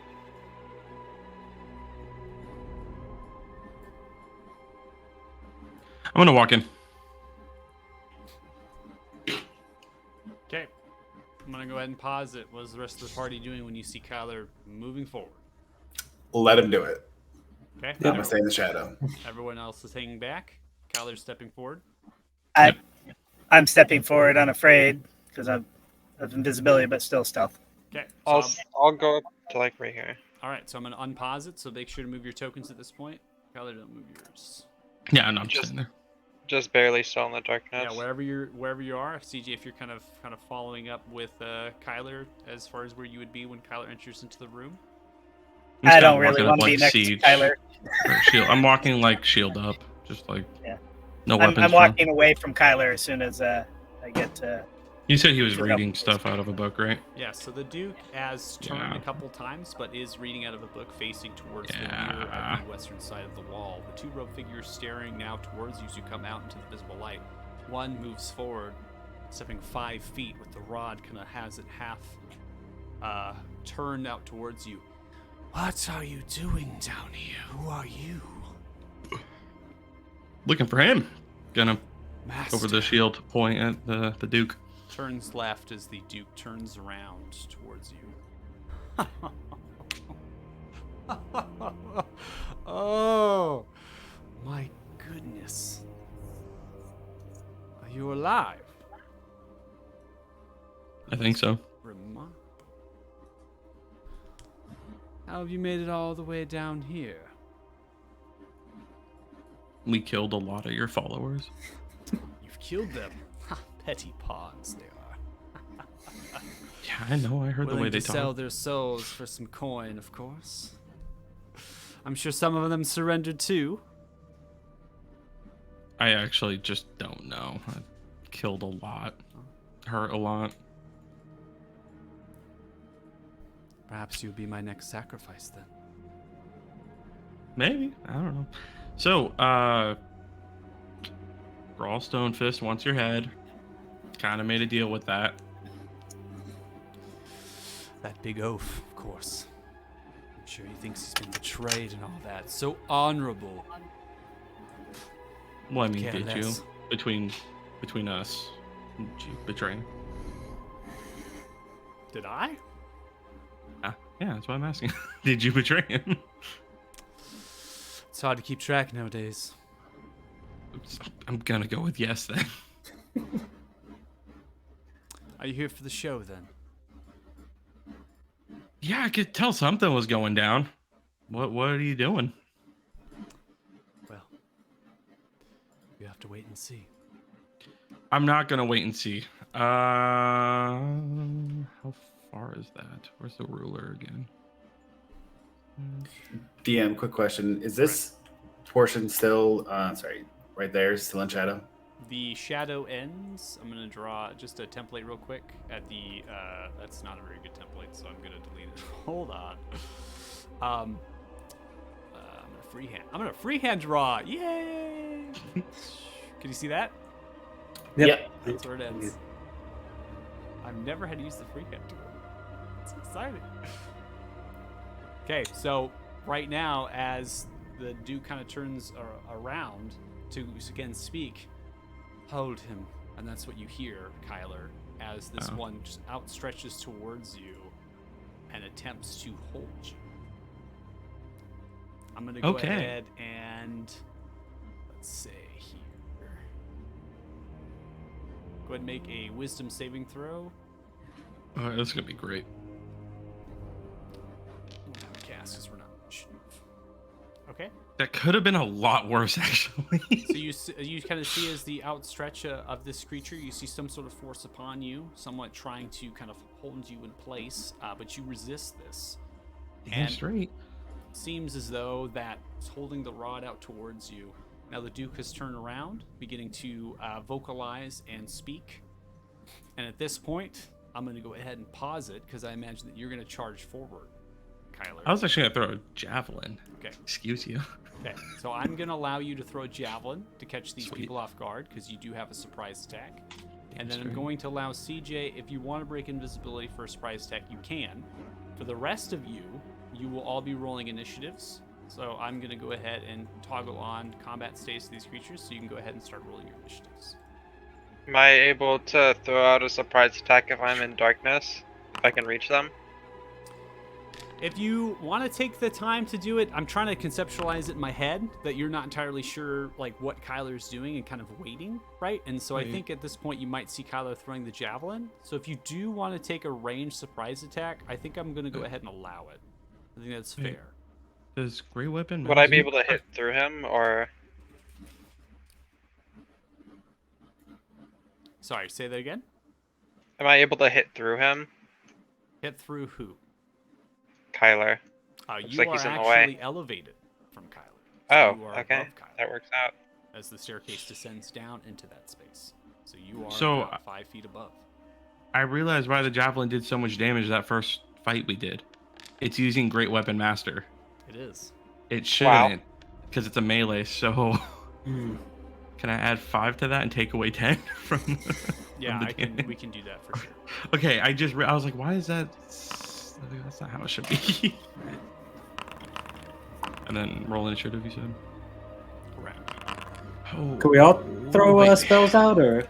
I'm gonna go ahead and allow a ranged attack at this point, just simply because Kyler's pulling a javelin, taking the time and throwing it, and this person was attempting to hold. So you imagine that there's kind of some catch that Kyler's taking advantage of, that the spell was not effective. I thought I was doing a good allow job it if we're distracting gonna- him for you guys. So we had a firebolt from Aiko, we had a javelin throw from Kyler. Kyler, your javelin throw misses. Aiko, your firebolt misses. Shit. 15's a miss.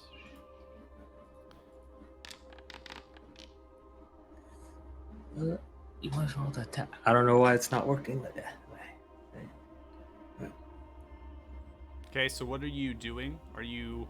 The twin casting at these two guards. Okay, so you're twin casting it, so that's your last sorcery point then, correct? Yep. Okay, so go ahead and roll 4d6 for the other attack that didn't seem to roll damage. It just wasn't feeling it today. Sometimes it doesn't roll if it goes too quick. All right, 10 points of rain damage, so 18 was dealt to the top one, and then 10 was dealt to the bottom one? Yeah, that works. Okay. Those creatures, as they're hit by it, you see it kind of crashes into the robe, slightly singeing them. They shake it off. They seem still alive. CJ, are you still invisibility? Not doing anything? Yeah. Okay, do we all have initiatives rolled? Could I, in lieu of my range attack, do a spell? Yeah. I would just like to cast a bless on myself, Kyle. Actually, on Kyler, Aika, and Frox. Okay. I will do that. Each of you can add d4s to your saving throws and attack rolls. Sweet. Very sweet.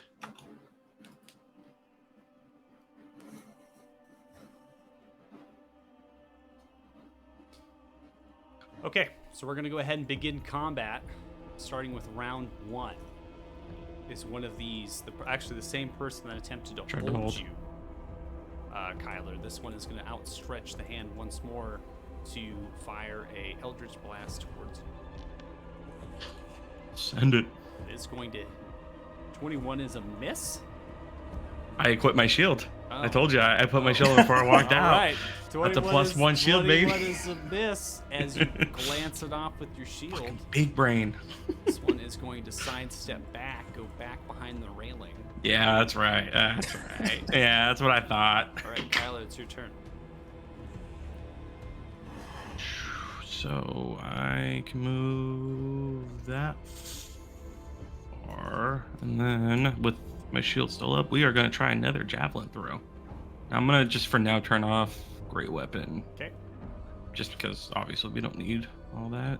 Well, Throw it at the. You also have to have you have to wield a weapon too, I believe, with two-handed as well. So you have to have it off anyways if you are using your Yeah, I just have the effect on. I don't know why.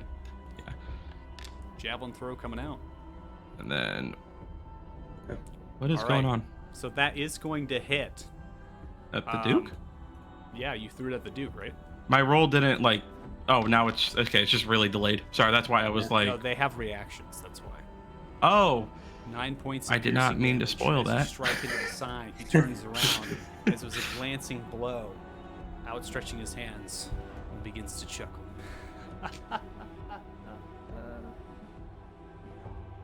Ha ha ha ha. And my turn. All right. Kane.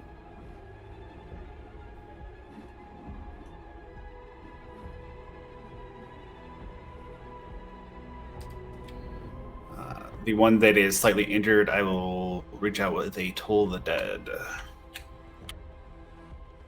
Okay. So he needs to make a save. All right. Fails with an 11, takes 9 points of necrotic damage. Just begin to bleed from the kind of writhing from it. The creature is still alive. Okay, no, I'm my turn. All right, Linus, what is the owl doing?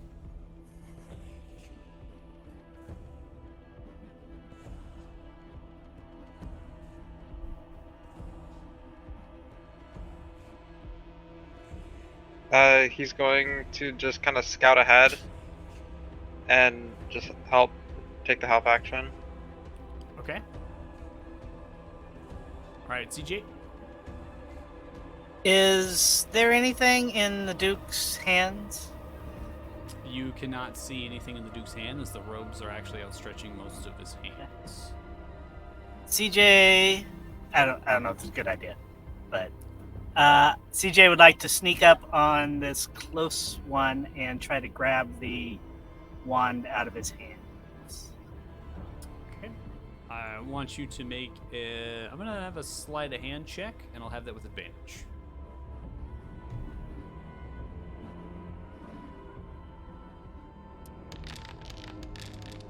Nice.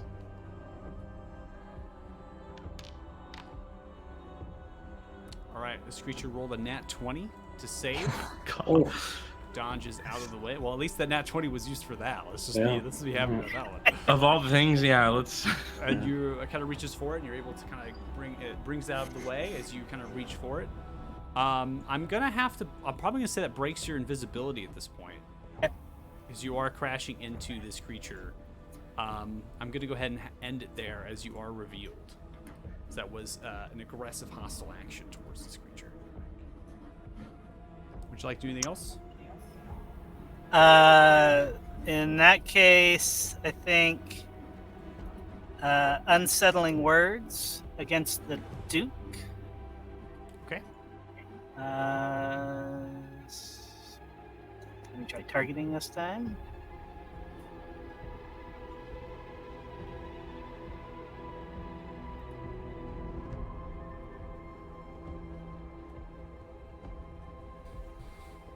All right. It doesn't seem like it's doing any sort of roll or saving throw. So what does unsettling words do, and what do I need to roll? Sure. Is there a way to paste it? I can go look I can through just your- read it. That's fine. Yeah, if there was a button, I would send it to the chat. You can spend words as a bonus action. You can expend one of your bardic inspiration and choose one creature you can see within 60 feet of you. See the Duke. Roll the bardic inspiration die. The creature must subtract the number rolled from the next saving throw it makes before the start of your next turn. All right. So go ahead and roll the bardic inspiration die.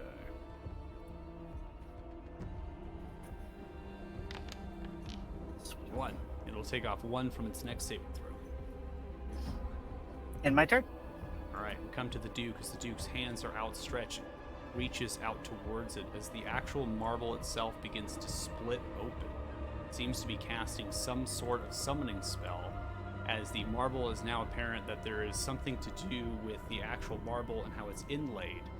As it's cracked and revealing open, you see kind of a hand outstretched and reaching forward. It definitely appears to be some sort of demonic creature that is coming out of the actual ground. This creature stands, put it right there. This creature stands roughly humanoid height, so it's a standard as far as 7'2". Kind of resembles that as far as height of a half-orc and broad shoulders and musculature. Has two horns that kind of outstretch from its actual head, teeth, and gnarl. It seems to be rather aggressive with a great sword in its hand, confused. You hear this language that none of you speak coming from the Duke's mouth. It's a demonic tone trying to instruct and command this creature. This creature is going to roll its own initiative in the actual turn order, and that is going to be the end of the Duke's turn. All right, Aika, it is your turn. Move forward as much as I can. I'll go ahead. Throw a firebolt at this guy who looks a bit injured. Okay.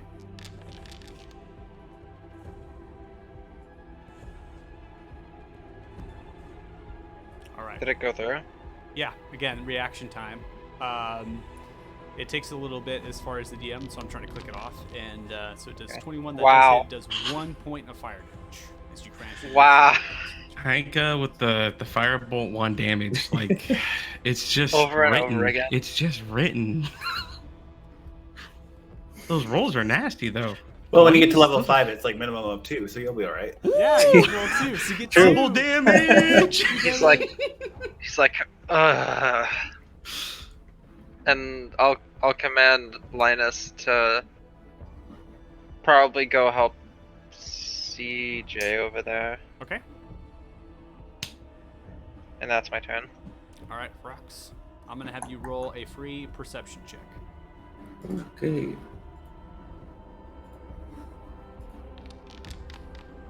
Damn. 26. You hear movement from the north and south. Oh.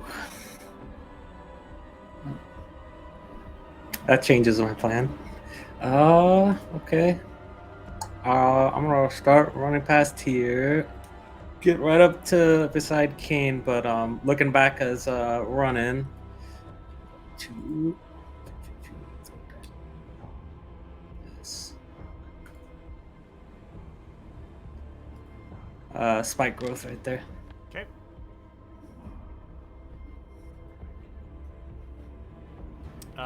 Is Spike Growth half difficult, right? It is half difficult, and Yeah. if they don't see me casting it, it's also camouflaged. Yeah, so they just walk into it. And then Yep. they take the 2d4 and they get a dex 2d4 per 5 feet. Yeah. per 5 feet and no throw, right? Don't believe so. Okay. It's just, I think, a perception check to see if they To see see it. if they see it. Yeah. Okay. And that's it. All right, we come to the one that is badly injured. This one is going to look towards you, Kyler, and attempt to charm you. Shit. Oh, sorry. Wait, I get +4 on saving throws, right? A D4. Sorry. You do. You are blessed. Okay, give me a second. Let me roll that D4. Okay, go ahead and roll a d4. I'm pretty sure I'm gonna need that. All right, you just barely resist Yes! the charm as the roll Yes! was enough to get That's over my the boy. throat. This creature is Damn going it. to move back in full movement speed, which is 30, all the way back Oh. here as it climbs up the stairs, kind of looks right, looks forward. Again, this creature is somewhat bleeding from the robe, singed and whatnot. That's going to be the end of its turn. And now we come Really to scared. Elise's turn. I Elise forgot is about her. as far as bondage, you see that the hands are bonded to the actual railing. She is going to look left and look right and begins to mutter words in a similar language to the Duke. Ooh. All right, we come to the one next to you, CJ. This one is going to use a summoning spell as it points to the actual marble work that's next to it. Begins to summon some sort of demon from the actual depths as this red light pierces from the separation in the marble work. It's this very interesting tentacle-like creature, its mouth gaping open with large, sharp teeth. Somewhat small in stature, resembles that of a kind of like what is the term for it? Like a squid, Hentai? but Oh. with feet actually on the ground, right? And then nice, classic. And then the teeth are like outstretched this way, upwards. That was great. I love it. This creature is going to have its own independent initiative in the actual turn order. And that is going to be the end of this one's turn, as that took its entire action to summon it. Kyler, it is your turn.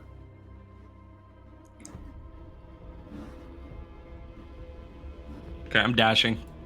I'll take attack of opportunity if this thing takes it. Okay, that thing will take an attack of opportunity to you. It takes a great sword to swing it at you. That is going to be a 12, which misses. All right. Now, take a dash.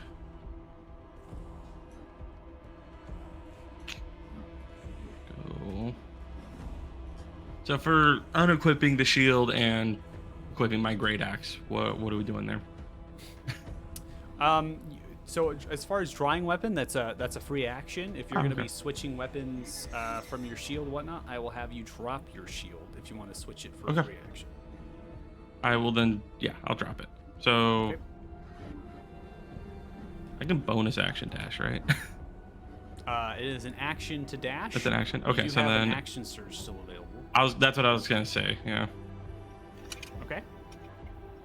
I'll use that, and then great weapon master. Make sure that's on. So no action surge, and then All right.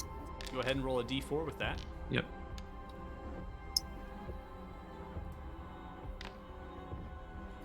All right. That does not hit. I was gonna say I have a precision strike, one left. You can if you want to use it. I have- Remember, you get to know the roll, right? If you hit it Yeah. before you use it, so you I can was use like, I it have- if you want to. I have one last precision Up strike. to you. All right, that is going to hit. As you use I your would hope. precision strike, you do 18 points of slashing damage with Great Weapon Masters. You come down towards the. You're kind of a lower as far as position, so I think Mhm. you're probably coming up like this. I would imagine. So you kind of come up near the ribs and do a slash as you cut into these robes, which are made of fine silk. Not anymore. And the Duke rolls a concentration check and succeeds. Okay. All right, that's gonna be my turn. I'll be right back. So, DM, roll for me if I need to. All right. So, Ferox, do you want to take the damage that you already rolled for 7, or would you like to re-roll new damage? That's fine. Yeah. Okay. So you hear wincing and different groaning as some of your spikes are kind of grabbing on a target. You're not entirely sure as that is outside of your vision. The actual noise itself is coming from the crossroads in that direction. Kane, it's your turn. All right, I'll move forward 25 feet. I will cast a Toll the Dead on that one right there. Okay.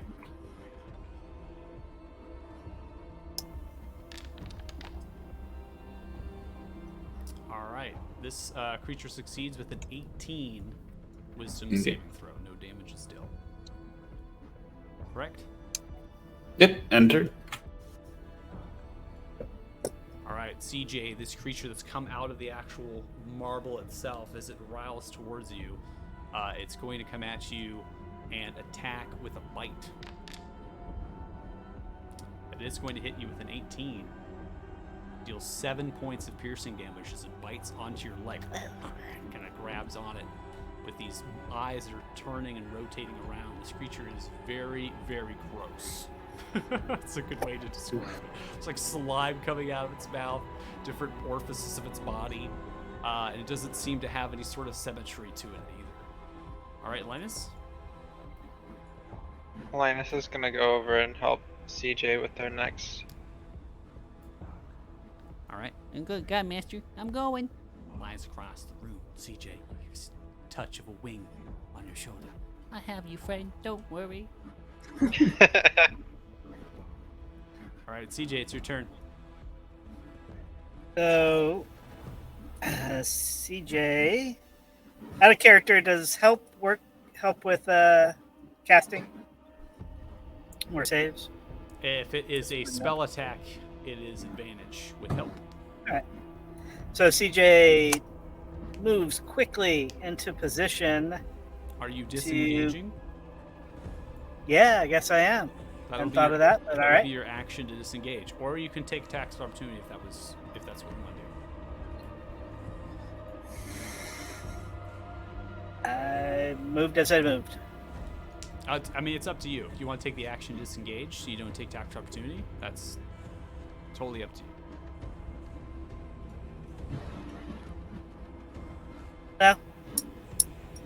No, No disengage. no disengage. All right, so you take attack of opportunity from the creature that just bit you, as it sends out another bite your way. That is going to hit with a 16. That does 5 points of piercing damage as it strikes onto the back of your heel as you run away. The actual robed figure kind of turns and looks out towards you, but doesn't actually take an attack of opportunity. All right. All right. Having ducked away unsuccessfully, going to cast. There it is. Tasha's Hideous Laughter on our main dude. All right, and looks like your health disappeared as well. I don't know what's happening there. I'm putting in. It's weird. It seems What like was your it? health just like goes away. I must be doing it wrong. Like I don't know what's happening there. Do you know what you were at before? You were at 13 HP. Are you telling me I'm at 13? That Yes. sounds about right. That's what it says on my chat log. I just want to make sure that is accurate, verifying with you. Yeah. So, Right. So targeted. Tasha's Hideous Laughter. Only first level. all right. The Duke succeeds with 20. And that rolled a 21, which took off the 1, I believe, with your bonus action of your unsettling. Was that should have been with? Oh yeah, I got my badge. Got it. I didn't take it for the Constitution check. I could have done that, but he succeeded on that one too. So either one succeeds. Yep. Are you gonna do that bonus action again or no? Of unsettling words. Yeah. I'm out of inspiration die. That's so sad. It is. I haven't done anything useful in a while, but I'm trying, folks. Turned invisible Alright. and scattered for us. That's helpful. Ooh. That wasn't sarcasm. That was real. So I am out. End of turn. Thank you. Okay. We come to this demonic creature with horns, outstretched greatsword in hand that's rifled in different sorts of materials. Turns around, snorts at itself, runs and charges. Shit. Going in for a greatsword strike towards you and a bite. Shit. First strike is a greatsword, which is going to hit. Can't parry. I take It's it. a 20 to hit. That does 9 points of slashing damage as it crushes Shit. upon you. Goes in for a bite. Can I bite him back? That is going to hit with a 21. Oof. Does 7 points of piercing damage. Strikes with the greatsword, bites at you. Bleeding profusely from your backside, it roars upwards.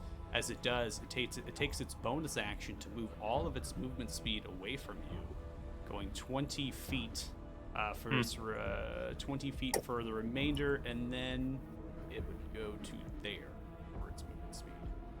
This feature is referred to, I believe, as Rampage, taking its bonus action to move its movement speed again. Kyla, you can take attack of opportunity on it as it runs away from you, charging forward with its horns down towards you, Kate.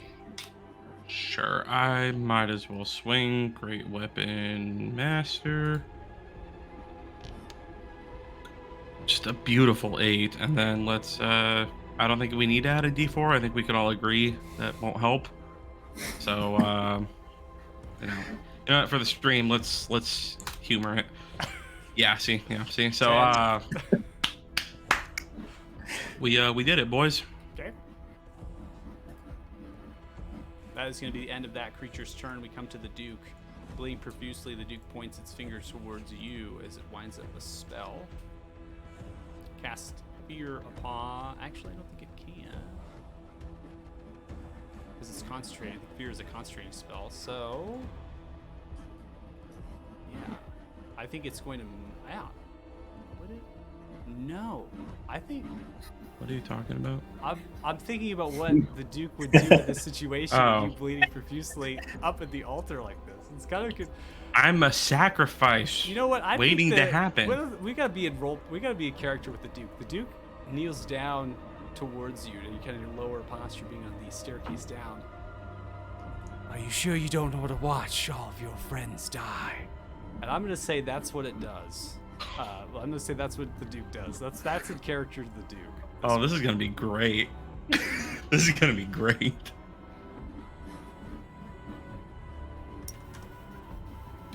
right, Ferox, you hear more of your spike growth going off.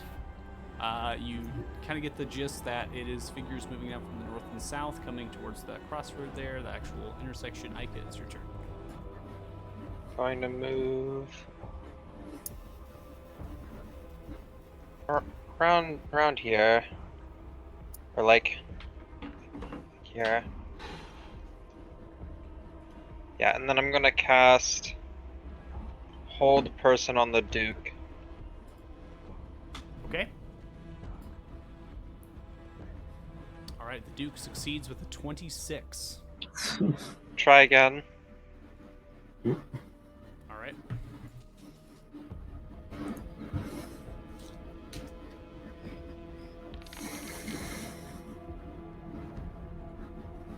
All right, what is the DC 14? It succeeds with a 15.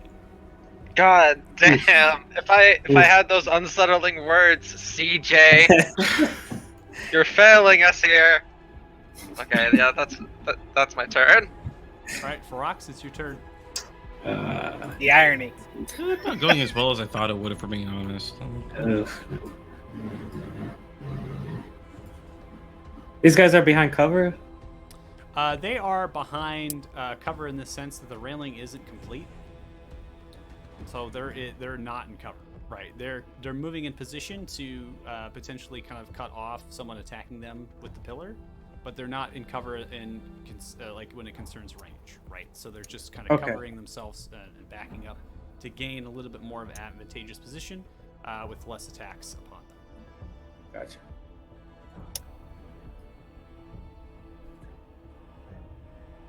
Too far. Okay. Let's see.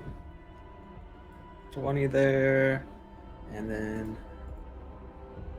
shoot this off. This. And then.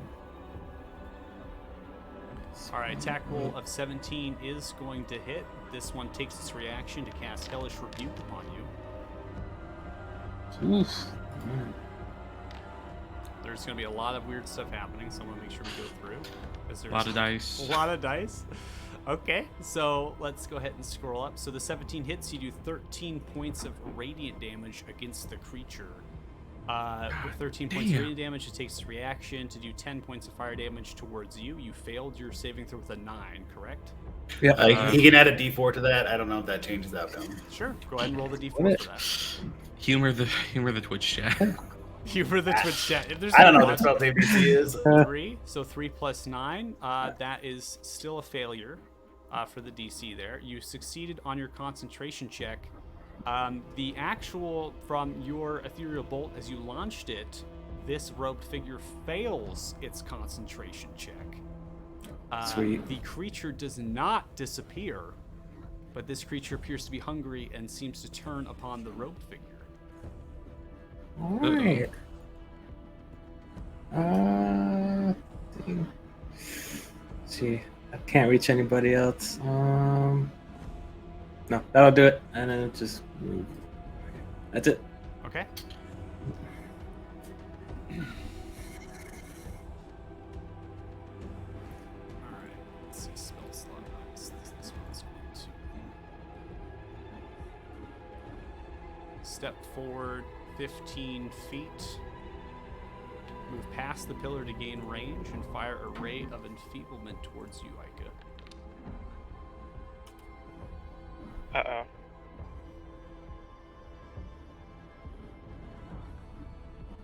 A 10 hits you?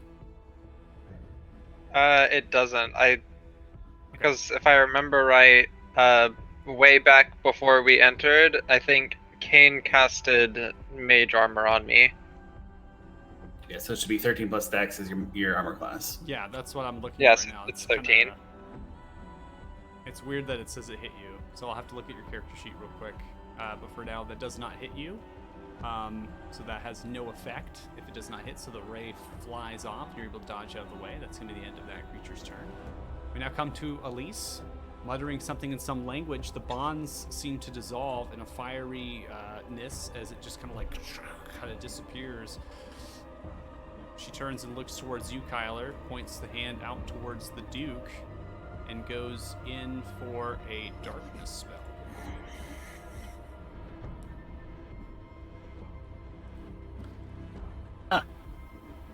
Wait, what?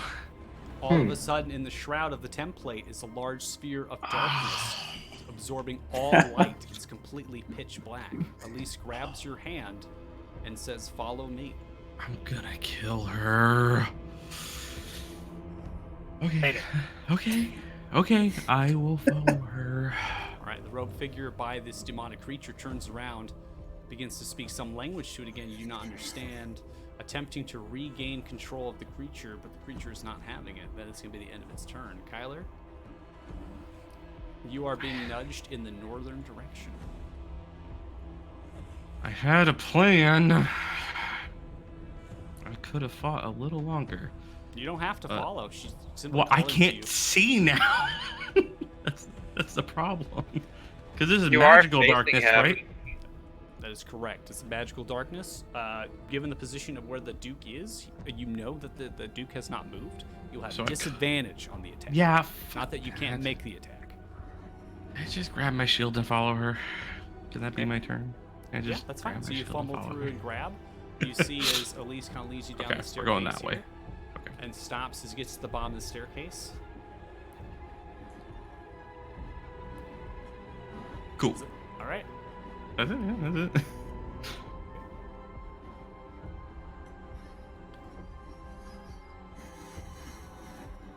I had a snappy one-liner too. I was gonna snap back at him. That's mostly why I'm upset.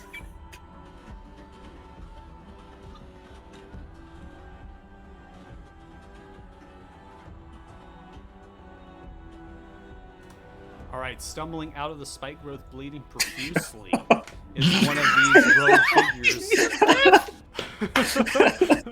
I don't make this up, people. I don't make this up. All right. Stumbling out of it, again, first target is seen as Kane raises the hand out, near death, tries to fire a ray of enfeeblement towards you. That is going to miss with a 13. Taking the end of its turn. Kane, your turn.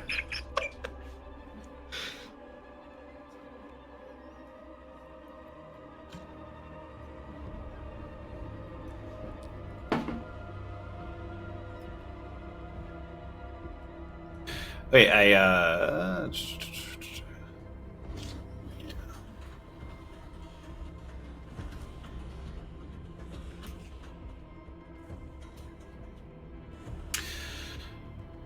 I'm going to drop the bless spell and cast a protection from evil and good on myself. Okay. Ooh, I guess I should have targeted myself first, maybe. Oh, for the template? No, hold on one second.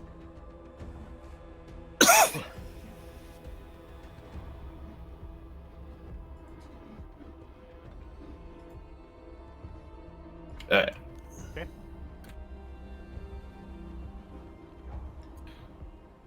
And then I will move into the melee of this creature. So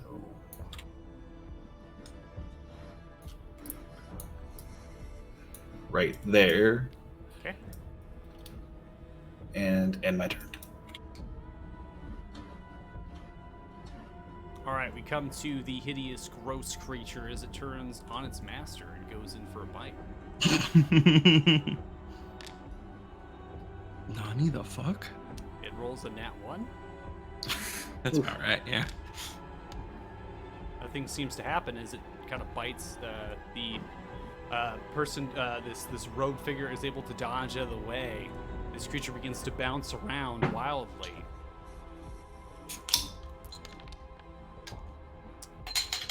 Moves 10. Moves its remainder of movement speed over Uh-oh. to Aiko. Oh shit. All right, Linus. Aika. He's going to go help CJ again. Okay. Maybe CJ will make a blind shot, who knows? That's it. All right, CJ. CJ targeting the Duke intends to cast Dissonant Whispers, which is an audio thing, not a video, vision thing. That was correct. So, fix that. The Duke succeeds with a 22. You should have shot him. Yeah, that's what's coming next. Should have pulled out the That's coming 9mm. Pull out the guts. Should have shot. Yeah, should have shot him. Should have pulled out the 9mm, man. My gosh. And CJ ends her action. He still takes half damage from that, right? From Dissonant Whispers, I believe that's all or none. Yeah, I think that's no, Is it half? Go ahead and roll it damage. should be half. Those are some nice Yeah. dice. Okay. I like those dice. All right, so Kane, as you sidestep around the creature begins to shake its head wildly. You're not entirely sure what has happened, but the creature is now looking around, somewhat enraged, unsure of what it should do.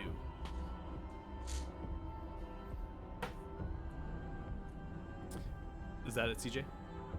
Yes. Okay.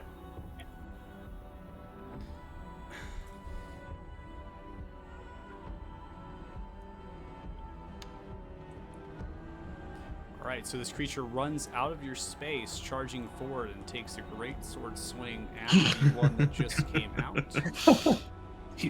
Oh no. He's not having a good day. Chops as swings the great sword, comes straight through him, splitting him in half as he crumbles down dead, letting out a small groan as he winces from the actual blow. The creature roars into the air, taking its bonus action, moving its movement speed once more. Oh, no. Euphorox comes in for a bite. Okay, a little nibble won't hurt, right? Oh, Rocks is feisty. That is going to hit with a 23, which does 10 points of piercing damage. You succeed on your concentration check. And then, Kane, if you want to take an attack of opportunity, you can against the creature as it charged out of your space. Yeah, so it went back for my ally for sure. Yeah, you have advantage on the attack, I believe, or does the creature just have disadvantage against you? I believe it just has disadvantage on me. Okay. So I don't think I have advantage, but How about we just say you do for Well, for the fun? creature was turned its back and charging away, so I think that I'll give you advantage at this point, given the condition of the rampage, the way that. yeah, I'll definitely take it. I mean, Yeah, see, that's what I mean. let's just take it. Let's run with it, guys. I'm trying to roleplay the best I can of how this creature is acting is very clumsy, not really thinking about too much of what it's doing. 19 is going to hit. You do 10 points of bludgeoning damage to it, just smash it into the back. All right, that is going to be the end of that creature's turn. You hear the Duke begin to yell out, "Elise, what are you doing?" I see. Interesting. Begins to mutter something in a language. I in the stole this dude's actual girlfriend. darkness. As it does, the mirror behind, you are able to see, because the sphere itself is slightly lower, you're able to see the mirror behind along the wall begins to glow and change colors and shimmer, almost as if it's transforming. As the Duke continues its infernal language. That's unfortunate. Is there any interaction with the darkness?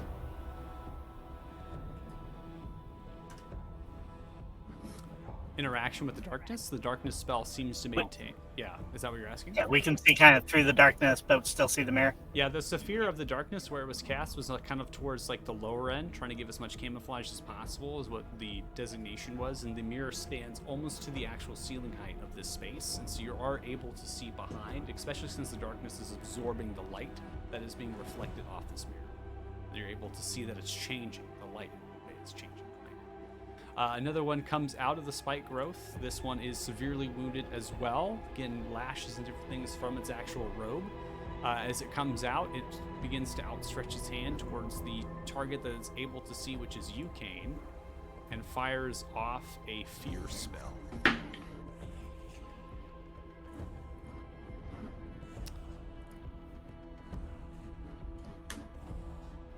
Which is giving me a cone. I wonder if it can do fear in this position. I don't think it can. I'm gonna look up to see if it's a self-cast because it didn't want me to do it. Usually it lets me put the template directly from, yeah, it's from self, so it's not able to do fear. So I'll have to edit that spell later on to make sure that it doesn't allow it to do it. Okay, so So it's going to fire off a ray of enfeeblement towards you, Kane, then. So the range spells that it has, it's able to fire at this distance. That is going to critically hit you with a 26. Oh, shit.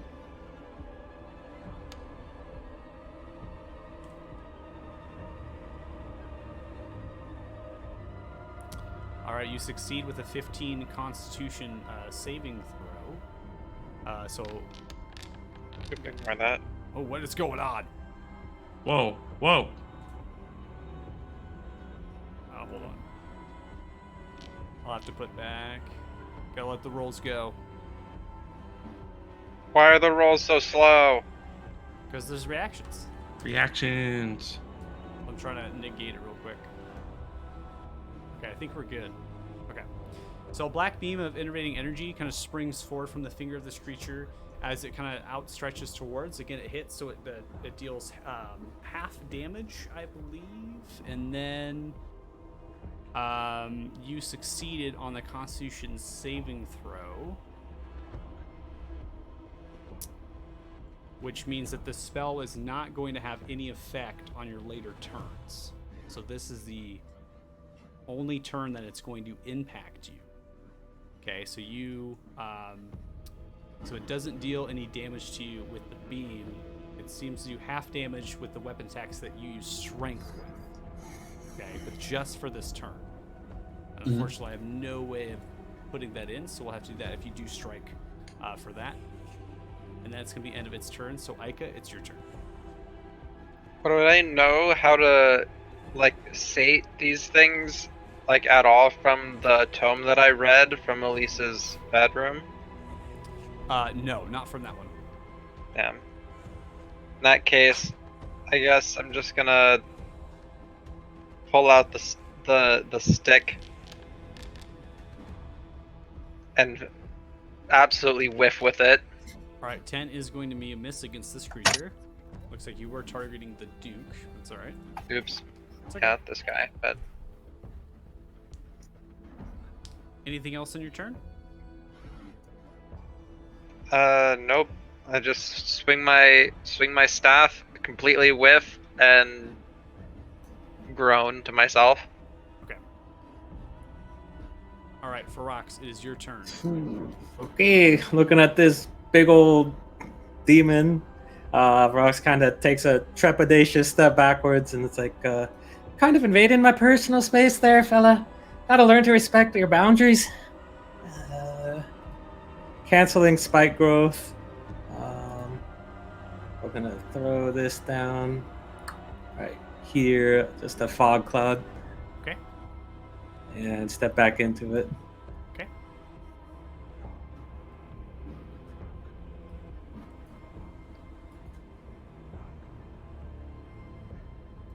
And that'll do it. Yep.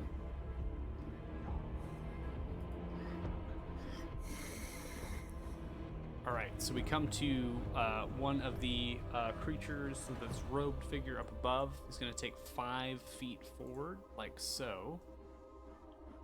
And he is going to outstretch hand towards you and attempt to charm you, Kane.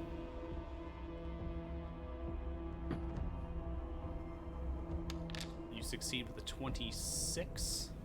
There's no effect. That is going to be the end of that creature's turn. And we come to Elise. Elise grabs your hand, Kyla. You have to understand there's more at stake here.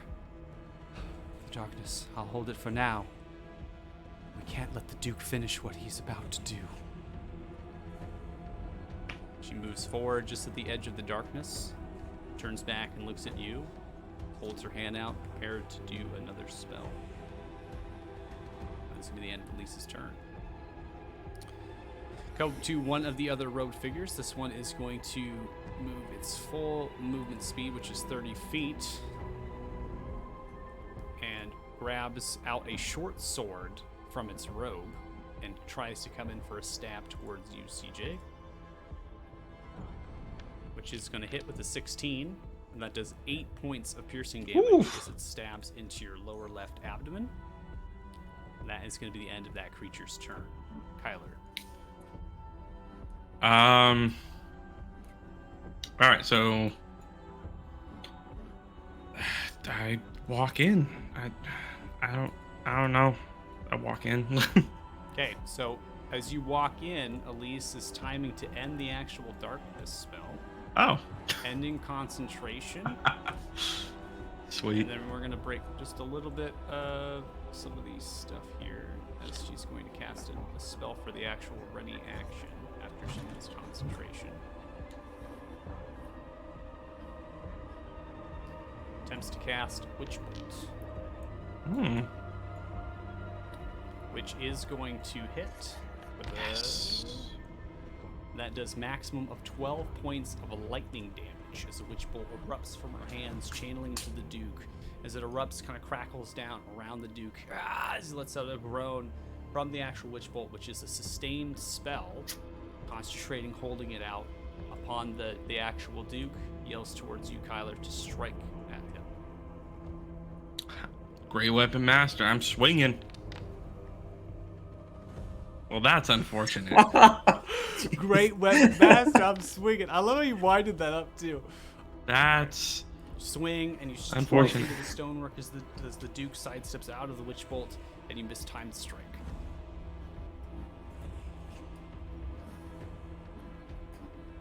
Cool. And my turn. Okay. All right, Kane.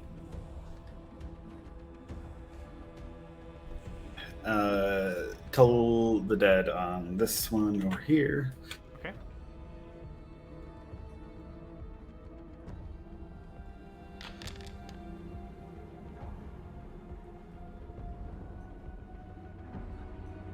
All right, so that is going to deal 9 points of damage. As you see, this creature is dead. His head just kind of vibrates, and just kind of blood begins to pour out and crumples down dead. I will continue to move. Do you want to be with a melee right there?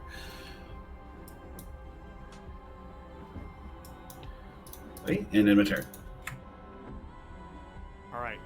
So in the fog cloud, condition-wise, concealed, right? Is that what we're referring Yeah, to? yeah, Okay. everyone, yeah. Yep. Give me 1 second here.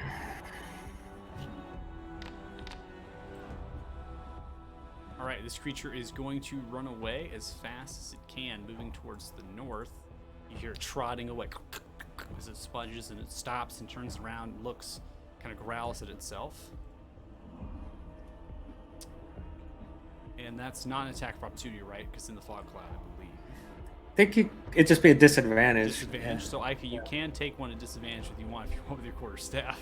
How do I do it with disadvantage? Holding down control and then click. All right, Barry Bonds, go yard. I'm gonna see if it. Yeah. 14 hits. Let's go. 10 points of damage. You slap at what you imagine as you hear it kind of sponging away. And you hit something super fleshy, Bam. and it seems to be leaking some sort of liquid as it's trotting away. I think it's called blood. I like Side of shake this. my staff off with whatever weird liquid it got on it. Sure. Gross. Now we come to Linus. He's gonna come over here, and he's gonna take the help action on me since CJ doesn't want to use it. Okay. I could have used it. All right, CJ. Is the Duke looking? He's been hit a few times, right? Correct. He has a witch bolt as well. He's bleeding. One other out of character question: does Misty Step trigger attack of opportunity? No. In that case, going to Misty Step. The Face Step winner. So that is a creature of my choice within 5 feet before I teleport must succeed on Wisdom saving throw or be frightened. And All right. This so I'm one gonna fails. It is frightened. Sweet.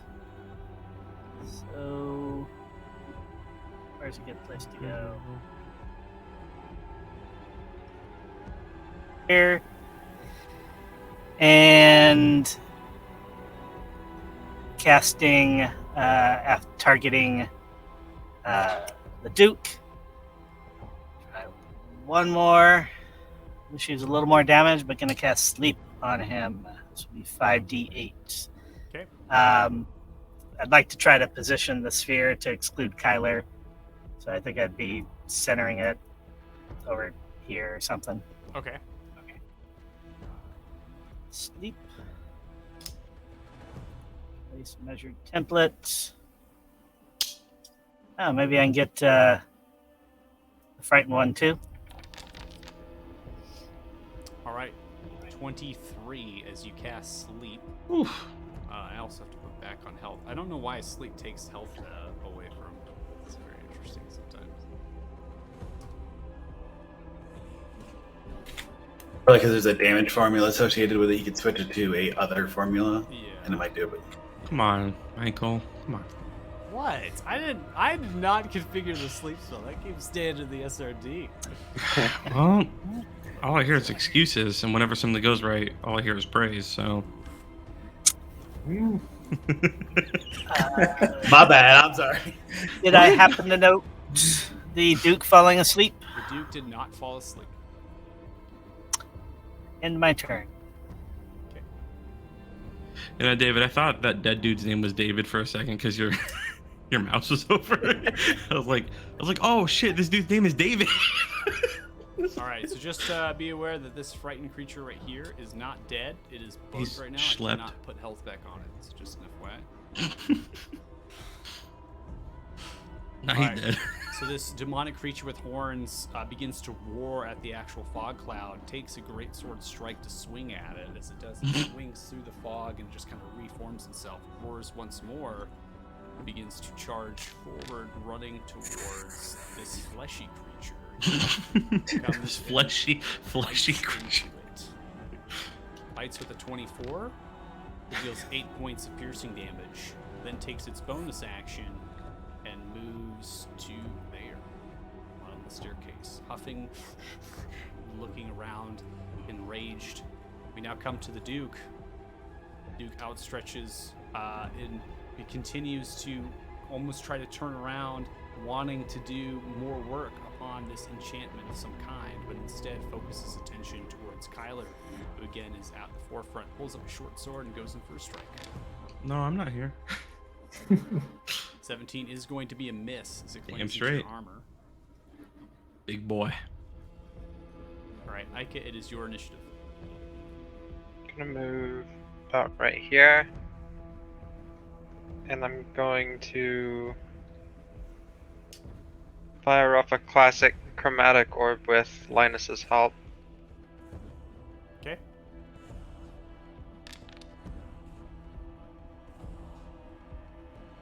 All right, that is going to hit. However, the Duke takes a reaction to cast Hellish Rebuke upon you. Oh shit. 20 hits with the chromatic orb. What type of damage is it? We'll go with poison on this one. Okay, Yeah. poison damage as it explodes with this noxious gas erupting around. He coughs. You see different vein work upon his actual flesh is somewhat pulling apart from the actual poison. 9 points of damage with the Hellish Rebuke. However, you saved the 17, so you should have only taken 4 points of fire damage. Yeah. Okay. The Duke swaying back And- and forth is still alive. That will be my turn. All right, Brox. All right.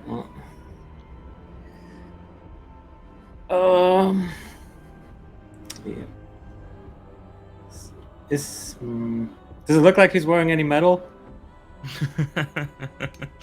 He is wielding a short sword as he pulled it out from the robe, but it does not appear that anything underneath the robes Bro, he tried to shank me. mention of metal. Okay. Well, we're just gonna throw this out then on the sword. And there is no check for him to avoid the damage initially. Yeah, so takes 10 points of fire damage from the actual sword and then drops it. Does Yeah. not take any sort of save to try to hold on to. Gotcha. Yep. I don't know why it's asking me to do a saving Hold throw. on, what's happening? It asked me to do saving throws. Whoa. Apparently you targeted a lot of people with heat metal. Oh, I don't know how. oh, that my happened. target thing goes Yeah, you off. targeted Yeah. me as Oh well. my gosh! What? No. Yeah, wait, Hold what? on, hold on. Oh, All I right, think hold on. because of the fog cloud covered them, it targeted. I think it. I think it kept. That's hold on. Yeah. All right, so Ferox putting 10. The points fog back was to laced you. with like Aiko iron or puts something. You just heated that points shit to up. you. Yeah. And then this creature putting 10 points to. It's just the 4 that were targeted. Health has been reattached. We're good to go. Yeah. Is he still standing? Bonus action, shoot off a bolt. 19 is going to Nice. hit. That does 8 points of radiant damage. You smash into the shoulder. You see the Duke fall to the knee, bleeding, toxic gas kind of pouring down from the vein-work of his neck, begins to cough. Blood trickles down from the mouth. That's all I got. Alright, this one rotates, turns towards you, Kane, pulls out a short sword from the robes and goes in for a strike. Go shank you. That is going to be 8, which misses. Never mind. Alright, we come to Elise. Elise, sustaining the actual witch bolt, is going to get free damage. That's unfortunate. Alright, I'm guessing in that one.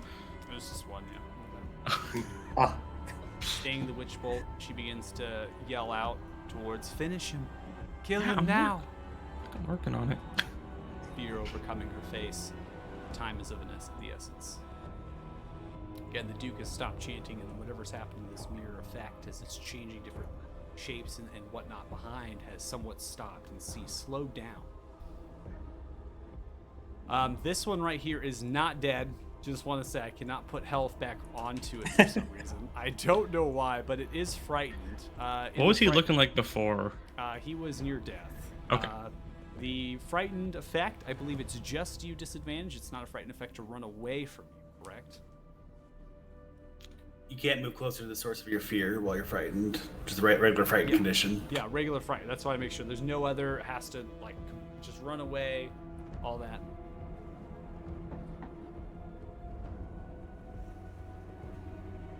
You're muted, by the way. Must succeed on a wisdom saving throw or be frightened of you until the end of your next turn. Okay, so until the end of your next turn, so frightened is going to take 5 feet back, pushing back towards the wall, limping backwards. It believe it has one more spell slot left. It does, and it's attempting to charm you, Ferox, being the closest target as it holds out its hand. Oh, I was hoping it would be me. oof. All right, you fail with a 10. You are charmed. Oh shit. Falling into somewhat of a stupor as you sing rainbows and butterflies. That's gonna be the end of that creature's turn. Kyla, it's your turn. All right, no. You know what to do. No great weapon master here. We're just gonna go for normal swing. That's unfortunate.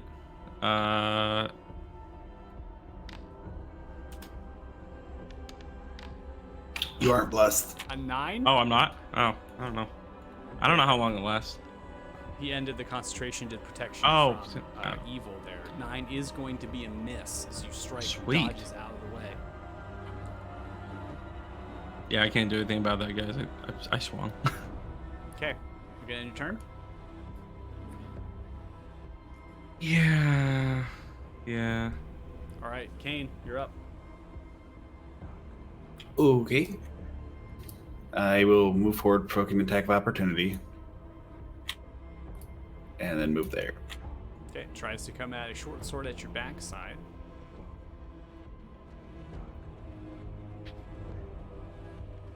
Did that roll anything? I don't think it did. Nothing yet. Okay, I'm gonna do it again. Hopefully it doesn't duplicate. That is a 7, which misses. Attack of opportunity misses. Is it dodge? You're able to move quick enough as the short sword is not able to reach you. You charge up the staircase. Mm-hmm. And I will action cast Path to the Grave on him. So the next attack that hits him does double damage, no matter what it is. So he has All right. vulnerability to it. So. Right. Awesome. As you mark, you see kind of this. How would you like to roleplay that as far as the effect? You just see two spirits of what looks like two random villagers, green spectral spirits, kind of holding him in place. He's not actually restrained by any means, but they're readying him for the attack. I like it. Okay. All right, come to this creature. Roll a die here.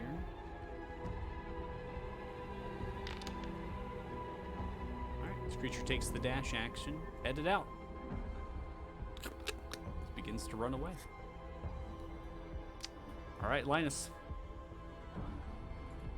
He's going to go help CJ take the shot. Okay. And CJ, that's, yeah. it's your turn. All right. I have one spell slot left for maybe a sleep, but I am going to go to about here and targeting the Duke. Go old school.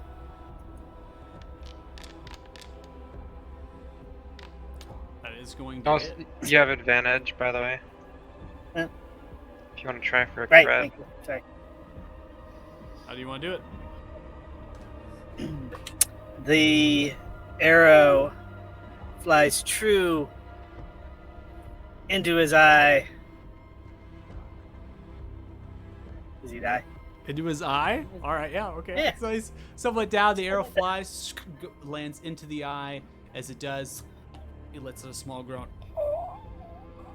Kind of rolls down, falls down behind you in this space. We'll say like right there. It just kind of rolls, plops down. Blood just kind of pouring down from his head as well as the other wounds in his body, letting down the last bit of air of his life. Hey, did we do it? Some other people around. CJ ends her turn. Okay, as you end your turn, and as the last breath of life of the Duke, it seems whatever effect was happening to the mirror has now been accelerated, increasing as it begins to change. Some sort of red hues are coming out of it at this point.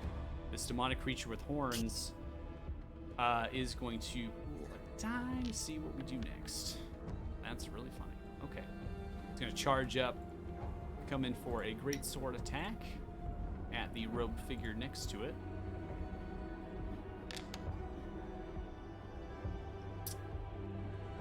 It's going to hit with a 20. Does 13 points to this robed figure, coming down, almost top down into its head, pulling it out and roars into its face. As it does, it's going to move in a bonus action, the remainder of its movement, and come in for a bite towards you, Aiko. That is going to be a nat 20. Uh-oh. That is 19 points of piercing damage as it bites down. Ow! on your shoulder, Oh rips my off God. flesh and roars into the air. And as it roars into the air, it looks towards the mirror and attempts to kneel, going to a prone state. Aika? I'm gonna roar back at it as it. Let's see.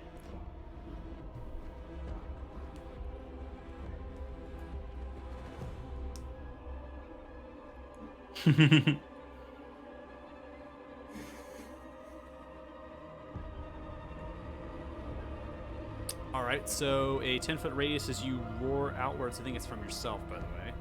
But we can have it there. So Aika succeeds anyway with a 20. This creature succeeds with a 19 Dang. from your roar. I believe I'm mad at it. No effect, correct? It succeeds? Yeah, I am gonna disengage though, because that's a bonus action. Disengage is an action. My roar was a bonus action. Oh, your roar was a bonus action. Okay.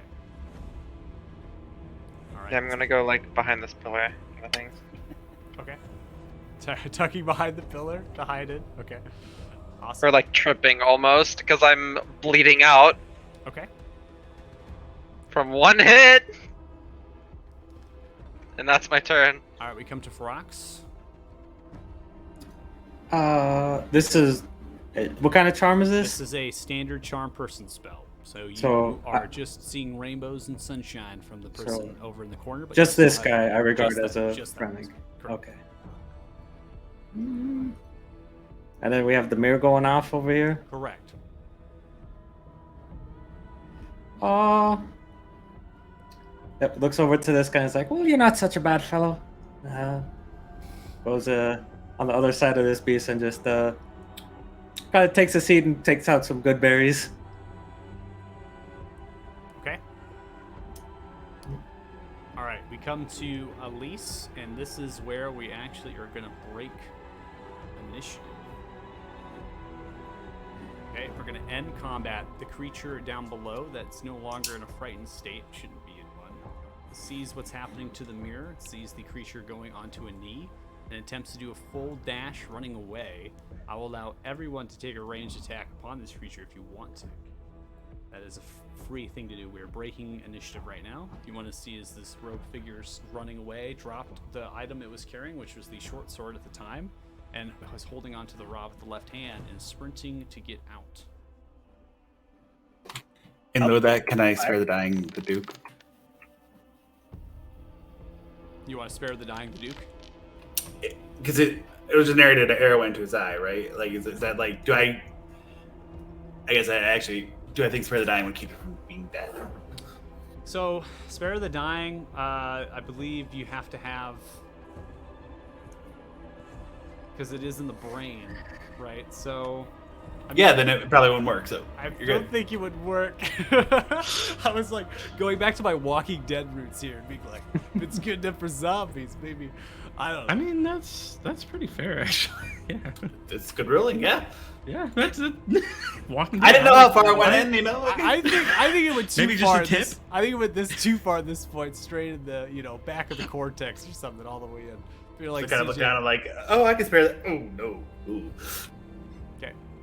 So as you see, as the Duke lay there with the arrow, the one flees. The longbow strike aims true, as well as the other one crashes into the firebolt as well. So both land in the back. This creature kind of gets hit on the run, falls and scatters down.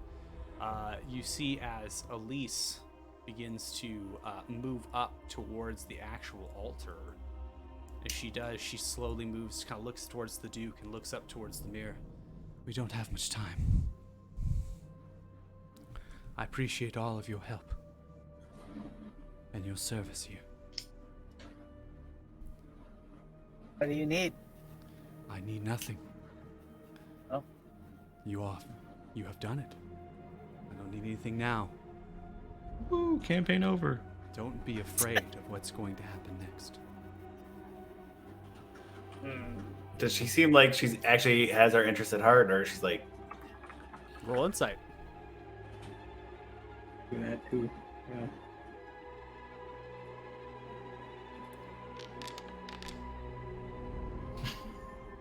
Uh, 10 and 12 seems like best interest at heart is true. Grabs the tome, which contains the pages of the actual one that was found underneath. This one is kind of a hodgepodge of things that's stuffed into it. Grabs it. This one has a similar pentagram on the actual surface of it, as well as this writing upon it. Grabs the actual tome and looks upon it. Grabs a dagger out from her robes that seem to be tucked away and disguised. She looks at both. I've lived a good life. Takes the dagger and stabs it into her chest. As she does, she falls down to her knees, and her last bit takes the dagger out, stabs the book. As she falls down upon her knees, blood pouring from her chest, she falls back to the altar. The book falls to the left. Coming out of her mouth is a large spectral and ghost black figure resembling an ethereal form of a fiend that just kind of riles and comes out of the body, towering high into the cavern ceiling. It looks towards the mirror as the mirror comes somewhat fully formed into the reddish hue of an infernal plane. The fiend crashes into the mirror, shattering it into 1,000 pieces of tiny shards of glass. Brush across your face as they shoot across the great hall, kissing it slightly, and the fiend disappears, vanishes to a plume.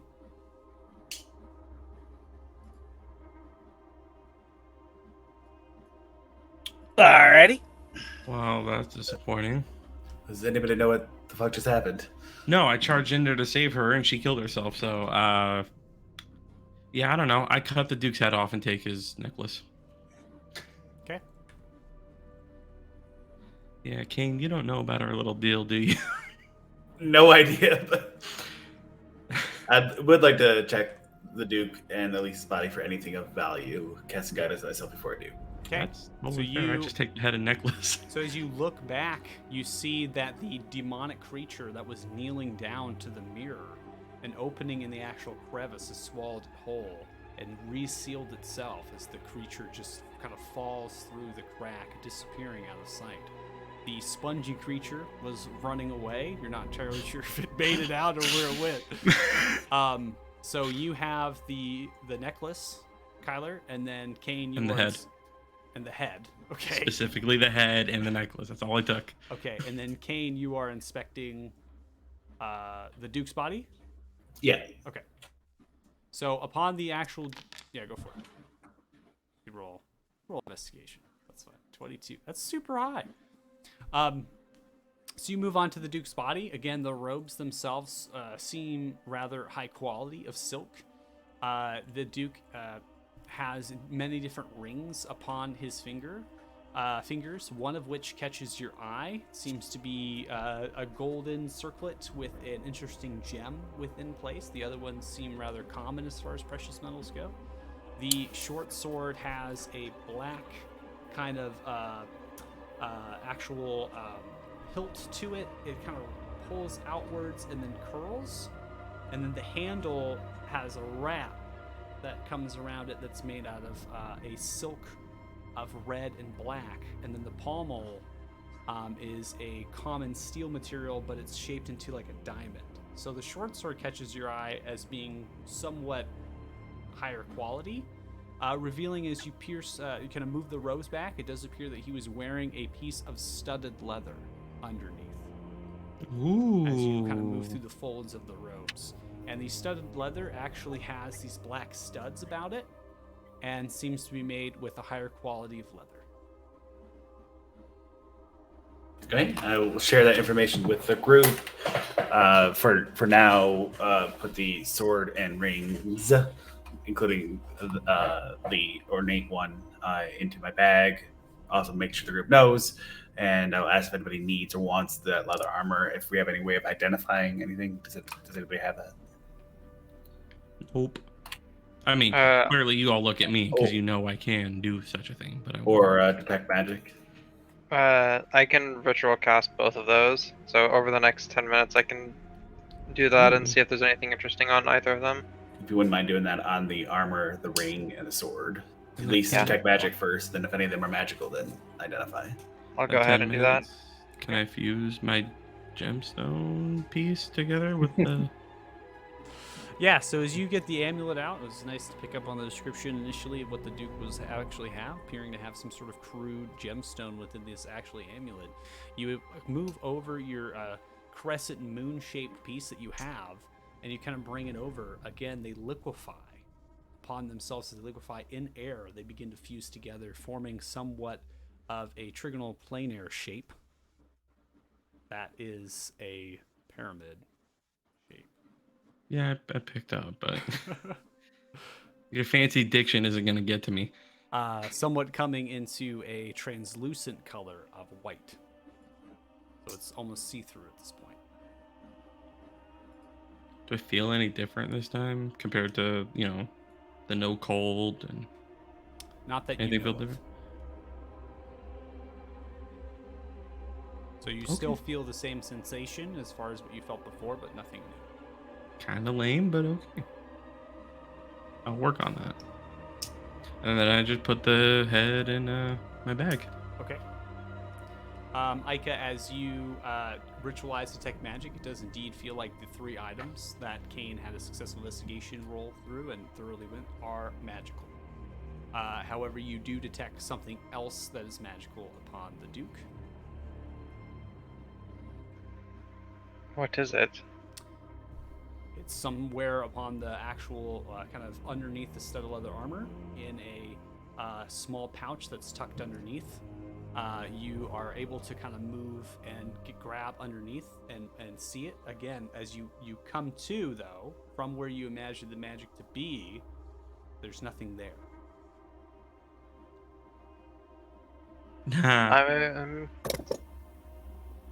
Does it feel like there's something there, or is it like literally there's nothing there? Do you feel it? Yeah. It does feel like it is a leather pouch of some kind. So I just can't see it, or That is correct. There is some sort of illusion magic upon it. I'll take it. Am I able to figure out if it opens or not? Okay. As you take it away from the Duke's body and from the position it was, it seems to come visible once more. Breaks out of the illusion. Seems to have some sort of runes inscribed to it. This is very similar to that bag that was given to you with the gold pieces. However, that doesn't seem to have any sort of effect that's in the interior. Inside sits a signet ring. It has a reddish orb and a gold circlet, and then runes inscribed in the interior of the ring.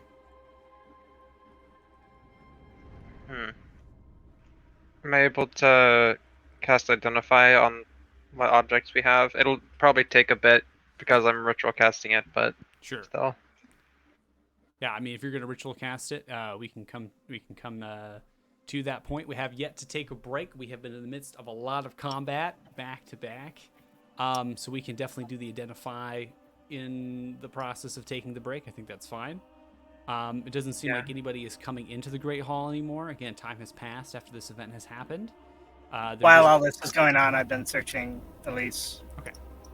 So let's go ahead and do the search of Elise, and then we'll take a break, and then we'll finish off the session, closing it off the normal time. So you go and inspect Elise. Go ahead and make an investigation.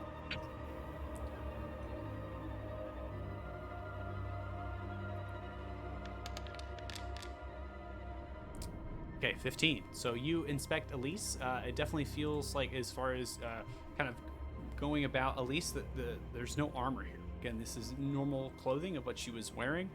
Somewhat warmer now. Seems to have kind of this pelt over the shoulders. Still wearing a purple dress that's coming down, black boots. This is typical of what she had before, and there doesn't seem to be any sort of possessions upon her, except for a small leather pouch tucked underneath her dress, fit into this belt that wraps around. It kind of holds things together. You're able to grab at that pouch and pull it out. Inside of the pouch is a small piece of paper that is wrapped up. I unfold the paper and see if I can understand the language. It is written in common. It appears to be a note that is designated to in the case of her death. I read it out to the people. Okay. If you're reading this, then I have died. I have done what is and is supposed to be done. For the third reckoning shall not rise again. I did great by the great fiend. I hope I did well by my father. And even though my life was short, I did great things. Seems to be written in haste, as a lot of the words are not misspelled, but crude in writing, and seems things are like coming about. You get the idea that this was written potentially in the when she was taken and brought down here, that she quickly wrote this. Key notes to the note: she mentions the great fiend, she mentions stopping the third reckoning, and then she also mentions doing right by her father.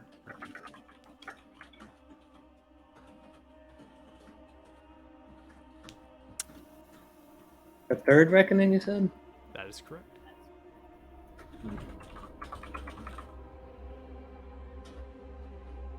All right, with that, we will go ahead and take our break.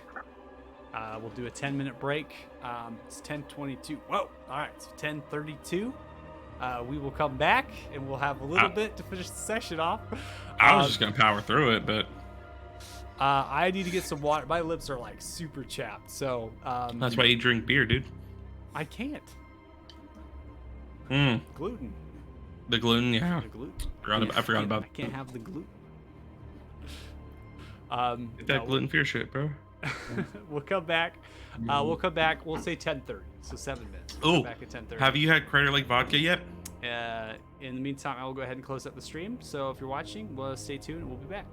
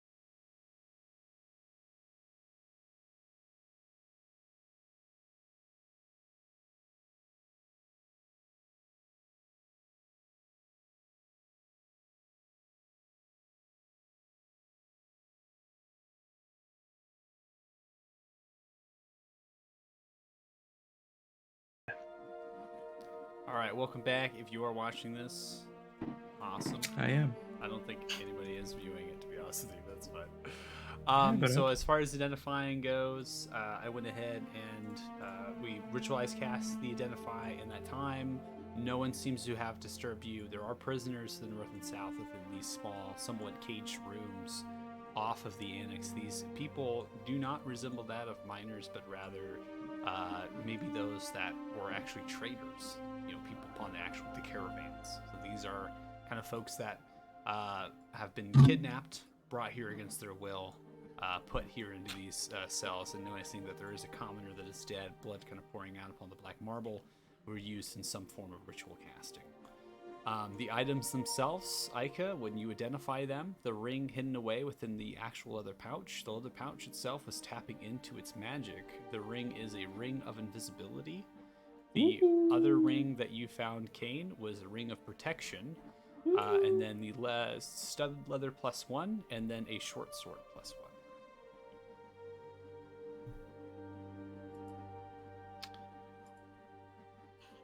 That sounds like y'all. I got what I wanted. I got a head and a gem piece. Does anyone want the armor? Who I wears can't leather? wear it. So that gives you 13 plus dex if you're proficient in light armor. Yeah, who wears it? Who's proficient in light armor? I'm proficient at. I I'm say both fighters. fighters, What do right? you- Fighters what do you- are. Well, Kyla, so who's only proficient in light armor? Yeah, that's what I was like. I think that's Faith and or Ferox and CJ, right? Yeah. What are your I'm current armor Proficient classes? at all armor. Yeah. So I can wait. I'm at 16. I got What are you- it. I can use a shield though, so yeah. So What are I'm you using wearing? a shield at 16. Basic leather, I think. Yeah. Hey, I what are you mean- wearing, CJ? Leather. Just leather. So it's up to you guys. You're pretty even, but one of the two of you should probably take it. So you guys figure it out between the two of you. The other one is a short sword, right? Short sword +1. Right. Who uses dex-based weapons? I did, but longbow. Who wants more AC? Who's getting the ring of protection? I already have one. So So that should probably go over to you, Aika, with your lowest. yeah, I AC think you class. should take that one. Okay, I'll take that one. That seems fair. I think we could all agree. Brox, you're welcome to the armor.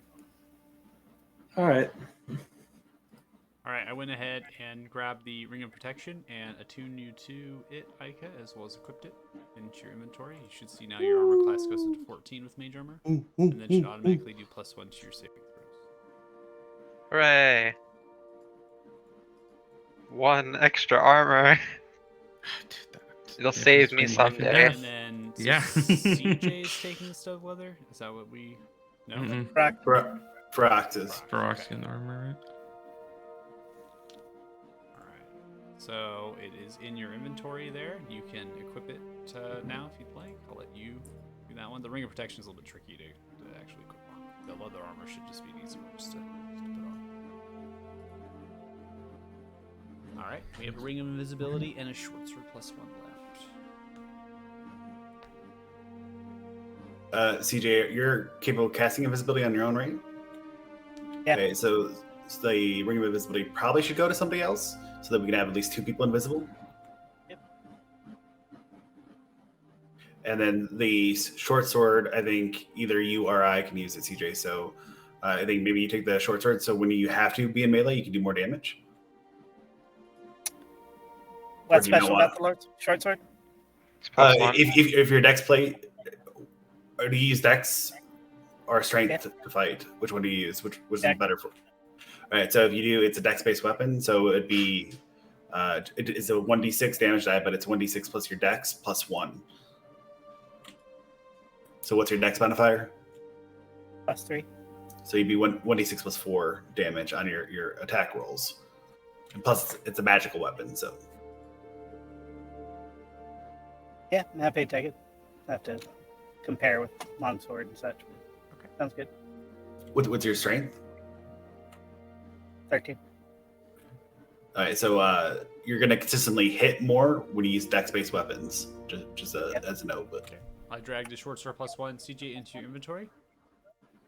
Now, who gets the invisibility ring? Who else would be scouting with CJ? That's probably your best bet. It's obviously me, right? Yeah, Kyler would just Yeah. walk in. Yeah. Hey, I Might interrupted the you, summoning. Kane.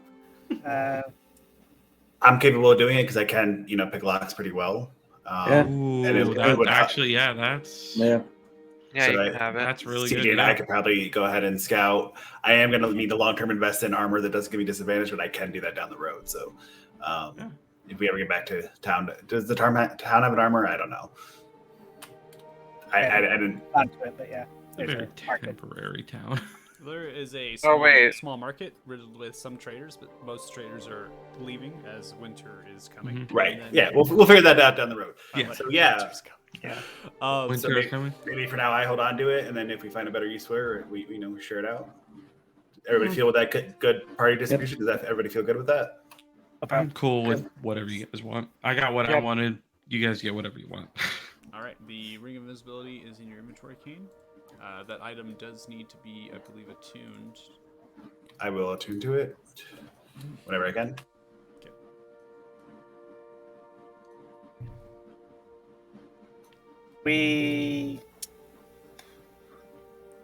Are we wrapping up? Are we still going? We're gonna keep going. I just want to make sure we get the magical items out of the way, and we can do definitely some role play. Obviously, we're getting Cool. to this kind of an end of a sequence here.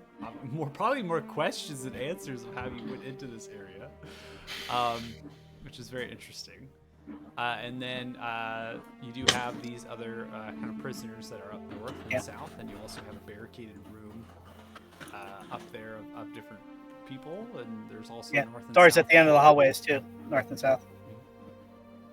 I feel like we should talk to the prisoners. I don't expect them to know much, but should we Should do free them, around, see shouldn't if we? they know anything, learned anything while they were watching? I mean, So I'll go over I feel to like the south. we ended a lot of the problems here. Should probably let them go. Yeah, they just let them go.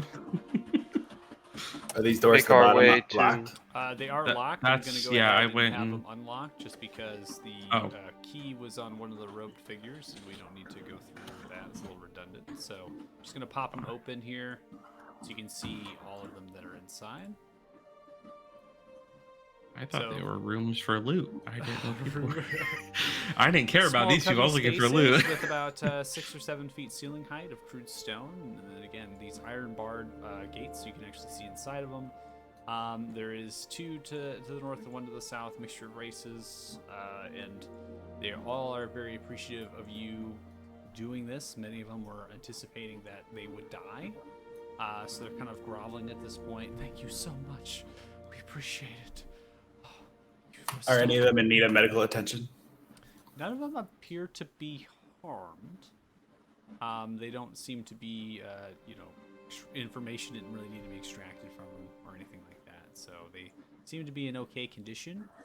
They look hungry, given they might have been here a long time. I will give them each a ration. There's 3 of them, right? Thank you so much. Appreciate it. Thank you. Where do we Of go course, from of course. here? Just hold on a moment. We need to make sure it's safe, and then we'll all leave together. All right, we'll stay here and wait. I was just gonna loot these dudes while they talk to them. Should we examine the altar in any detail? I mean, it's There's your fault. a book up there. Is that right? That book at the altar was the book that Elise had crammed and stabbed into it for the same dagger that stabbed into her heart. Yeah, it doesn't hurt to double check it. Does somebody want to do that, and we can keep scouting out those other 2 doors? I think. Yeah, I'll take a look at the book. So the book is covered in blood at this point. It's stabbed almost all the way through with most of the pages. Again, loose leaf pages have been kind of stuffed into it in a way of maybe putting more spells. This definitely seems like ritual casting spellbook in terms of what a warlock would use for referencing. Do I ever find the ripped pages of the Third Reckoning book? The one When I'm in the looking around the basement, area. these are the pages. Yeah, Okay, so they've been like literally stuffed in there. Yes, they were not necessarily combined with the book, but they were brought to the book.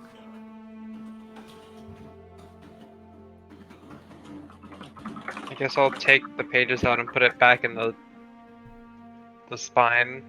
Okay, so you take out the dagger of the book, covered in blood these pages are, and you put it back with the spine. And now I have the Third Reckoning book Covered in blood. covered in blood. So Kyla, you went into the rooms to the south.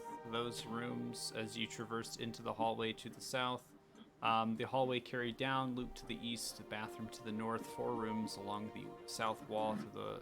And these accommodations: a twin-size mattress upon an actual bed frame, cotton sheets, pillow. There's a wardrobe. Appears to have actual commoner clothing in it. Some of which actually had miners' clothing in there.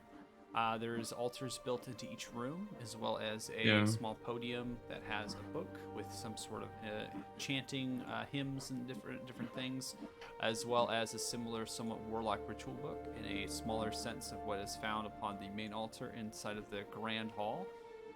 There doesn't seem to be anything else besides the corner little cupboard that contains pitcher, cups, some different foods, as well as drink. So these places don't seem to be very permanent, but temporary, and so you're kind of finding that potentially the people that lived here were actual people from the town. Yeah. I was mostly just looking for anybody else, so Okay. not like for me at least. It wasn't Kyler wasn't super like investigative, just seeing if there's anybody else down there. Yeah, no, totally. And as you investigate the rooms, no noise, and most of the beds are kind of thrown about. And then some of the cupboards have been cleared from the room far to the east. Potentially there was somebody in there, but decided not to go through the spike, and then has left. Interesting.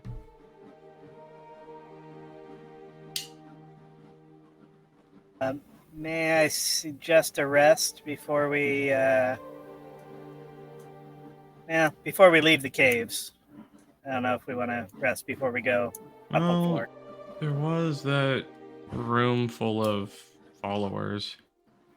Yeah, they're not super dangerous, but I'm in danger. Aiko's not looking great. CJ's not looking great. I mean, I'd like to check that last hallway up to the north. At the very least, if we can, short rest to heal up a little bit. But I think it's like a full day travel back, right? You are as well at like to where you are in the night right now too. Yeah. So we, get everybody that we can that's still alive here, and then probably hold up right here. It's probably in that room is probably the best. Yeah, lock that door at the end. Yeah, I can block it and ward it. Yeah, perfect. But before we do that, I'd like to check this hallway here, these rooms. Yeah, this hallway is mirroring the rooms to the south hallway that Kyler has explored. These rooms contain very similar in the sense that there is a twin mattress, wardrobe, cupboard, altar, podium. A couple of these doors are open, actually 2 of which are, and the wardrobes have been sprung open, things have been taken out. And you imagine that there happen to be other rogue figures, the ones that you face, that were here at one point and decided not to join combat. Gotcha.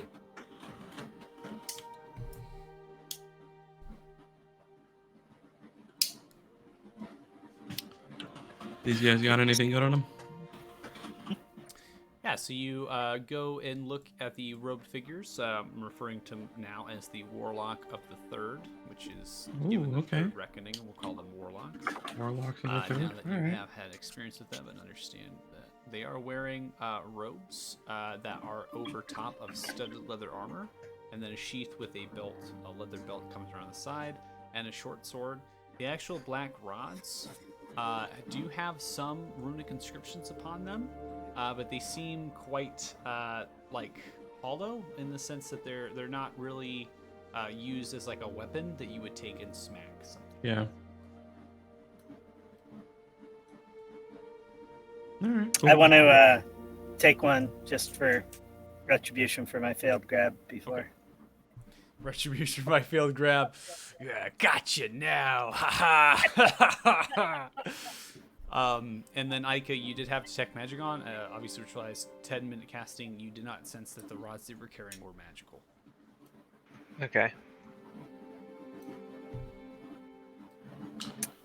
All right, rest up. Are we in agreement staying down here? Because I'll ward this door. Yeah, yeah. Okay. Sounds good. Right? I'll go back to end of the hallway, close the door, cast Arcane Lock on it through innate casting. Explain to the group that this door will not be openable unless you use the password, and the password is sassafras. And then Alright. I'll step back from that, and just in case anybody gets feisty, I will cast an alarm spell behind that, so that if they get through the door, they trigger off the alarm, and that will be a audible alarm. Everybody can hear it. And I will just rest right in the hallway. All right, short resting. Is that what we're doing? Uh, I'm kind of down for either because I think we're gonna need a long rest to get back. Right? It's like 8 those- o'clock. those people were not very tough. We kind of breezed through them. I'm down for a long rest. Personally, I am. I'm down for a long rest out of I'm character. down with it too. Yeah. Yeah, I think it's late. Yeah, if we got all the Yeah. precautions It's up. a long yeah. day. Yeah, We deserve a yeah, nice I rest. think a long rest. We got a locked door and alarm, sure. Yeah. So I'm gonna hit the long rest button. Okay. Long rested up. Do we need like watches or anything, or are we just like you're good? You're I'm good. just gonna. If you guys want to move different places, I'm gonna just sleep in the hallway. No, I'm asking. I don't know. We just take the long rest. We're good. Yeah, I'm Cool. You asleep in the hallway. Done. You want to take some of the beds? late now. In the rooms. Make sure Nope. make sure the prisoners are okay. I'm ready to kill. Kind of caution, talk them through it. But yeah. Yeah, they're probably moving themselves out. If you're long resting, they're probably coming out and joining you all in your long rest as you all take sleep. I imagine they as well probably move into some of the beds if they're available. There should be plenty. Surprised you're all like, sleep out in the hallway. It's fine. Well, I mean, Dang, man, there's beds, bro. All right, it's fine. Cool. All right, I want to kill stuff. I'm true to character. I'm not saying you guys aren't. That wasn't like a. That kind of sounded like I was saying you guys weren't. That wasn't what I Was meant. that right? Yeah, that wasn't a slide. We know that you're was... not good with words. It's okay. Yeah, exactly. See, he gets it.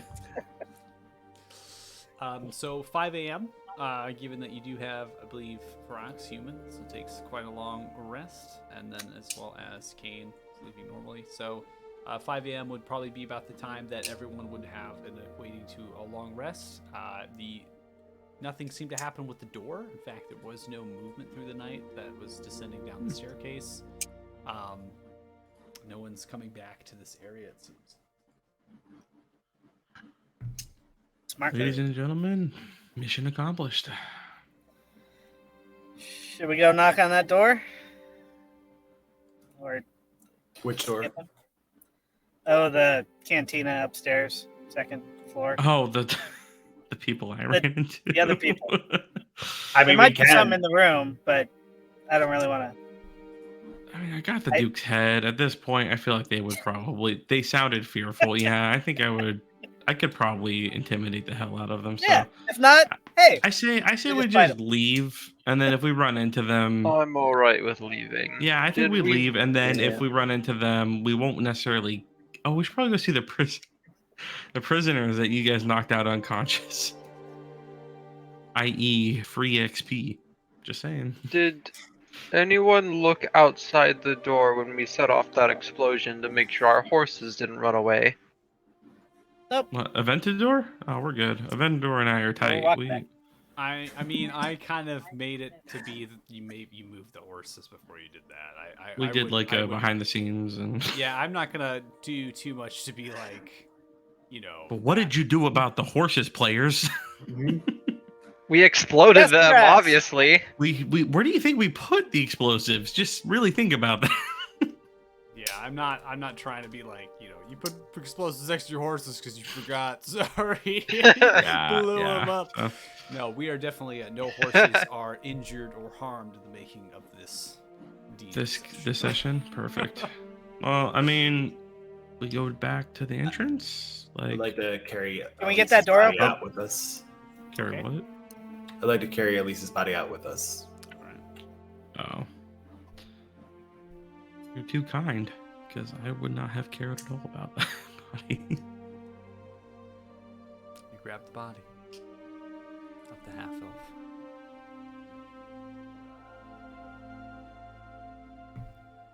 And you go upstairs, everyone? Yep. We didn't open the door to the east, right? Hmm? On the second floor? No, we did. Never mind. Catching up. We're on the west. We didn't. Yeah. Yeah.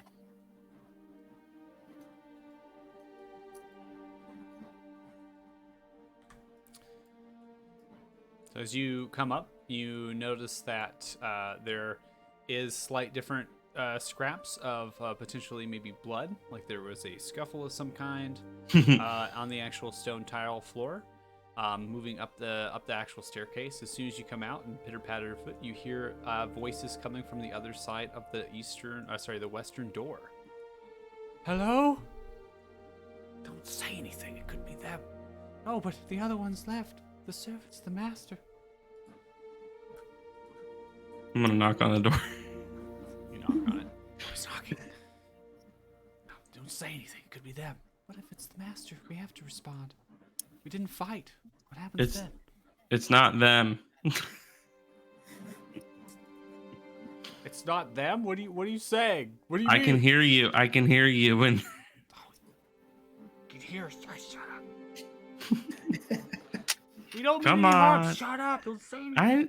I know you don't mean any harm. It's okay. You can open it. What happened to the master? The master? Actually, the master is right here with me. Oh. Oh. And can I have the head ready to just like if the door slightly opens to just I'm staying here forever. Stay here till they leave. Just leave. Leave. We mean you no harm. Just go. No, come on, let me in. Kyla, just leave it alone. Roll persuasion. Oh god.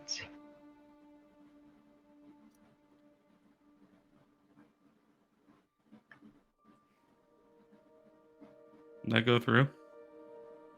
Deny. Nope. Okay, let's try again.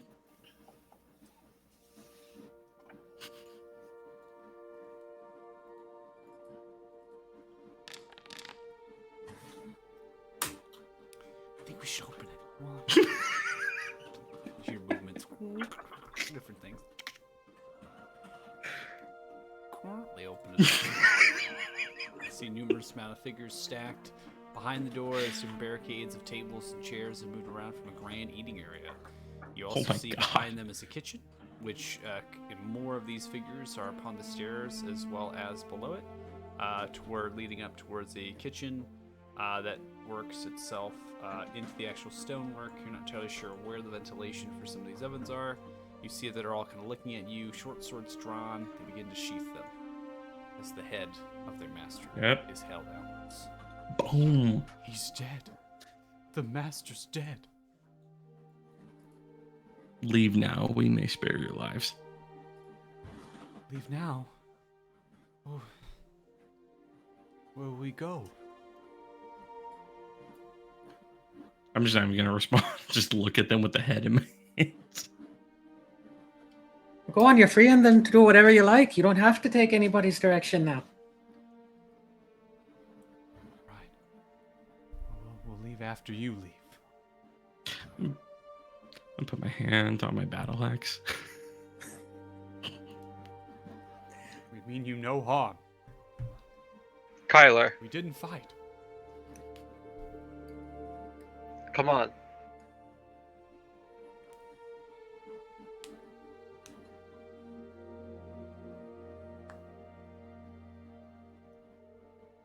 DJ continues up the stairs.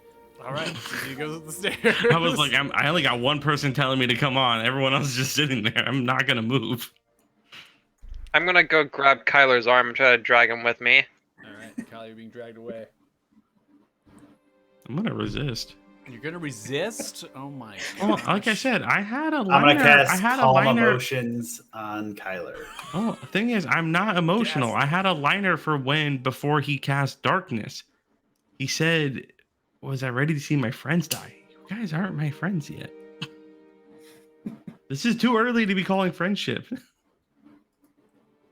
All right, so calm emotions casted. Aiko, you're pulling away. I don't think we need to get too far into it. I know. I mean, I'll if you just want, go if, with them. If you I'll want to just roll, go we with can. them. You'll go with them. No, I'll just go with them. All right. Just Go pat him ahead. on the back like there'll be more things to kill out there.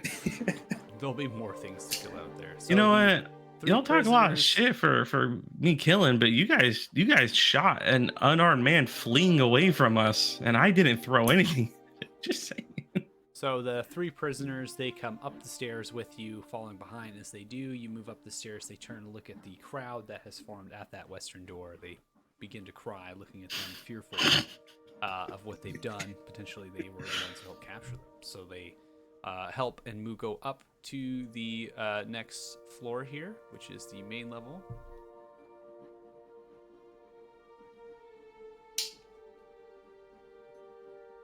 We loot it. I see some. That's a As lot of you- dead bodies. As you come in, you see all of the dead bodies kind of littered around. Some of the fire, actually, the campfire has died down at this point, creating a lot of darkness here. The brazier as well has kind of died down, the backside of the staircase. And the 2 people that were actually manacled and sitting back to back have their throats slit. They are no longer.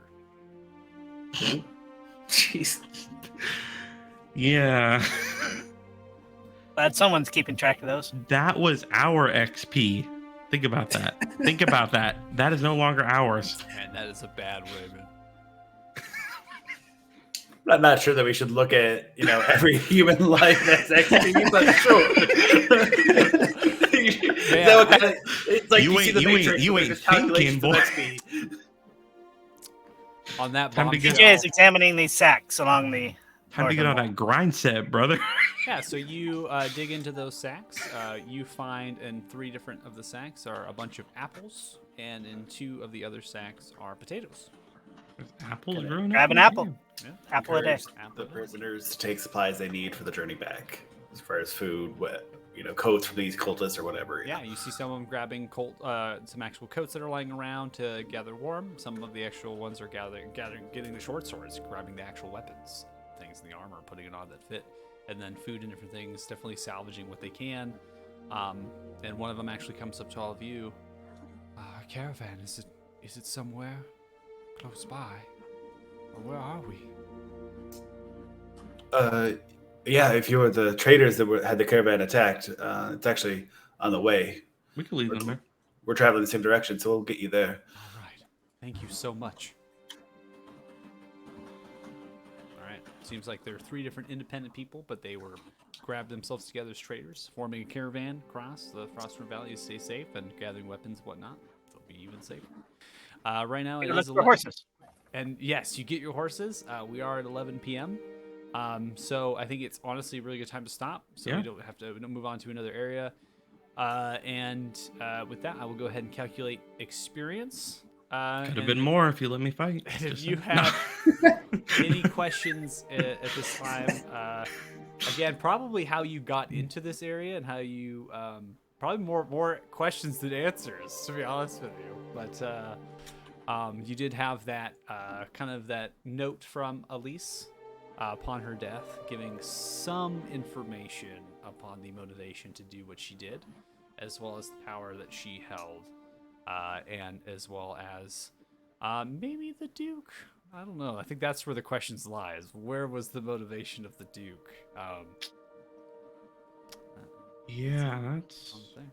as a player, really curious. As Kyler, I got my Okay. head in gem. I don't care. You can hold on to the head, that'd be great. Well, I kind of made a deal If with you hold on some. for like a couple days, I can talk to it. Well, okay, DM, how many days was it again that I was supposed to meet with the dwarves? 10 days. 10 days. Oh, okay. So I mean, Oh, you're good. We got time. Yeah, it's been about 2 days, right? Yeah, it's only been, yeah, we got Yeah. time. And then, dude, all I know is there's some missing miners, and I'd love to go find them as well. Just as a real quick note, I would have cast Gentle Repose on the head so it doesn't start rotting. I was gonna say pack him in ice. That is Yeah, you a don't- spell right there. Yeah, it preserves him in whatever state he's in, and I have to recast it every 10 days if I do. Damn. I like yours better. Damn. Do you know how many people we just straight up obliterated in there? Good amount. Hopefully enough to level up. That's Look, when you play a fighter, You like watch a national tragedy, there's like a fire or something, and like, damn, that was 3,000 XP right there. I see two men who were bound in easy kills, and instead someone else got that XP. You know what I mean? Like you start Not to really. analyze things very differently as a killer. All right, so I calculate challenge rating of monsters as well as skill checks and how you approach the situation utilizing the explosion outside and navigating through some of the areas. You all gain 4,520 experience. There it is. And I 4,500 even, was it? 4,520 experience each. Yeah. How many? I did the 78.50. math properly.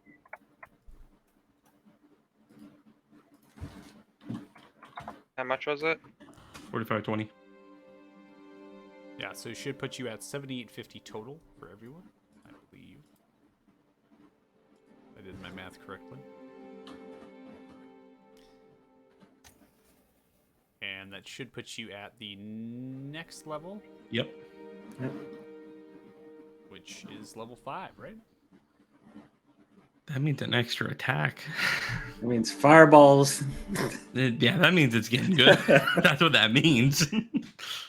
Is there a way we level up in your foundry, or is There it is. The hard way.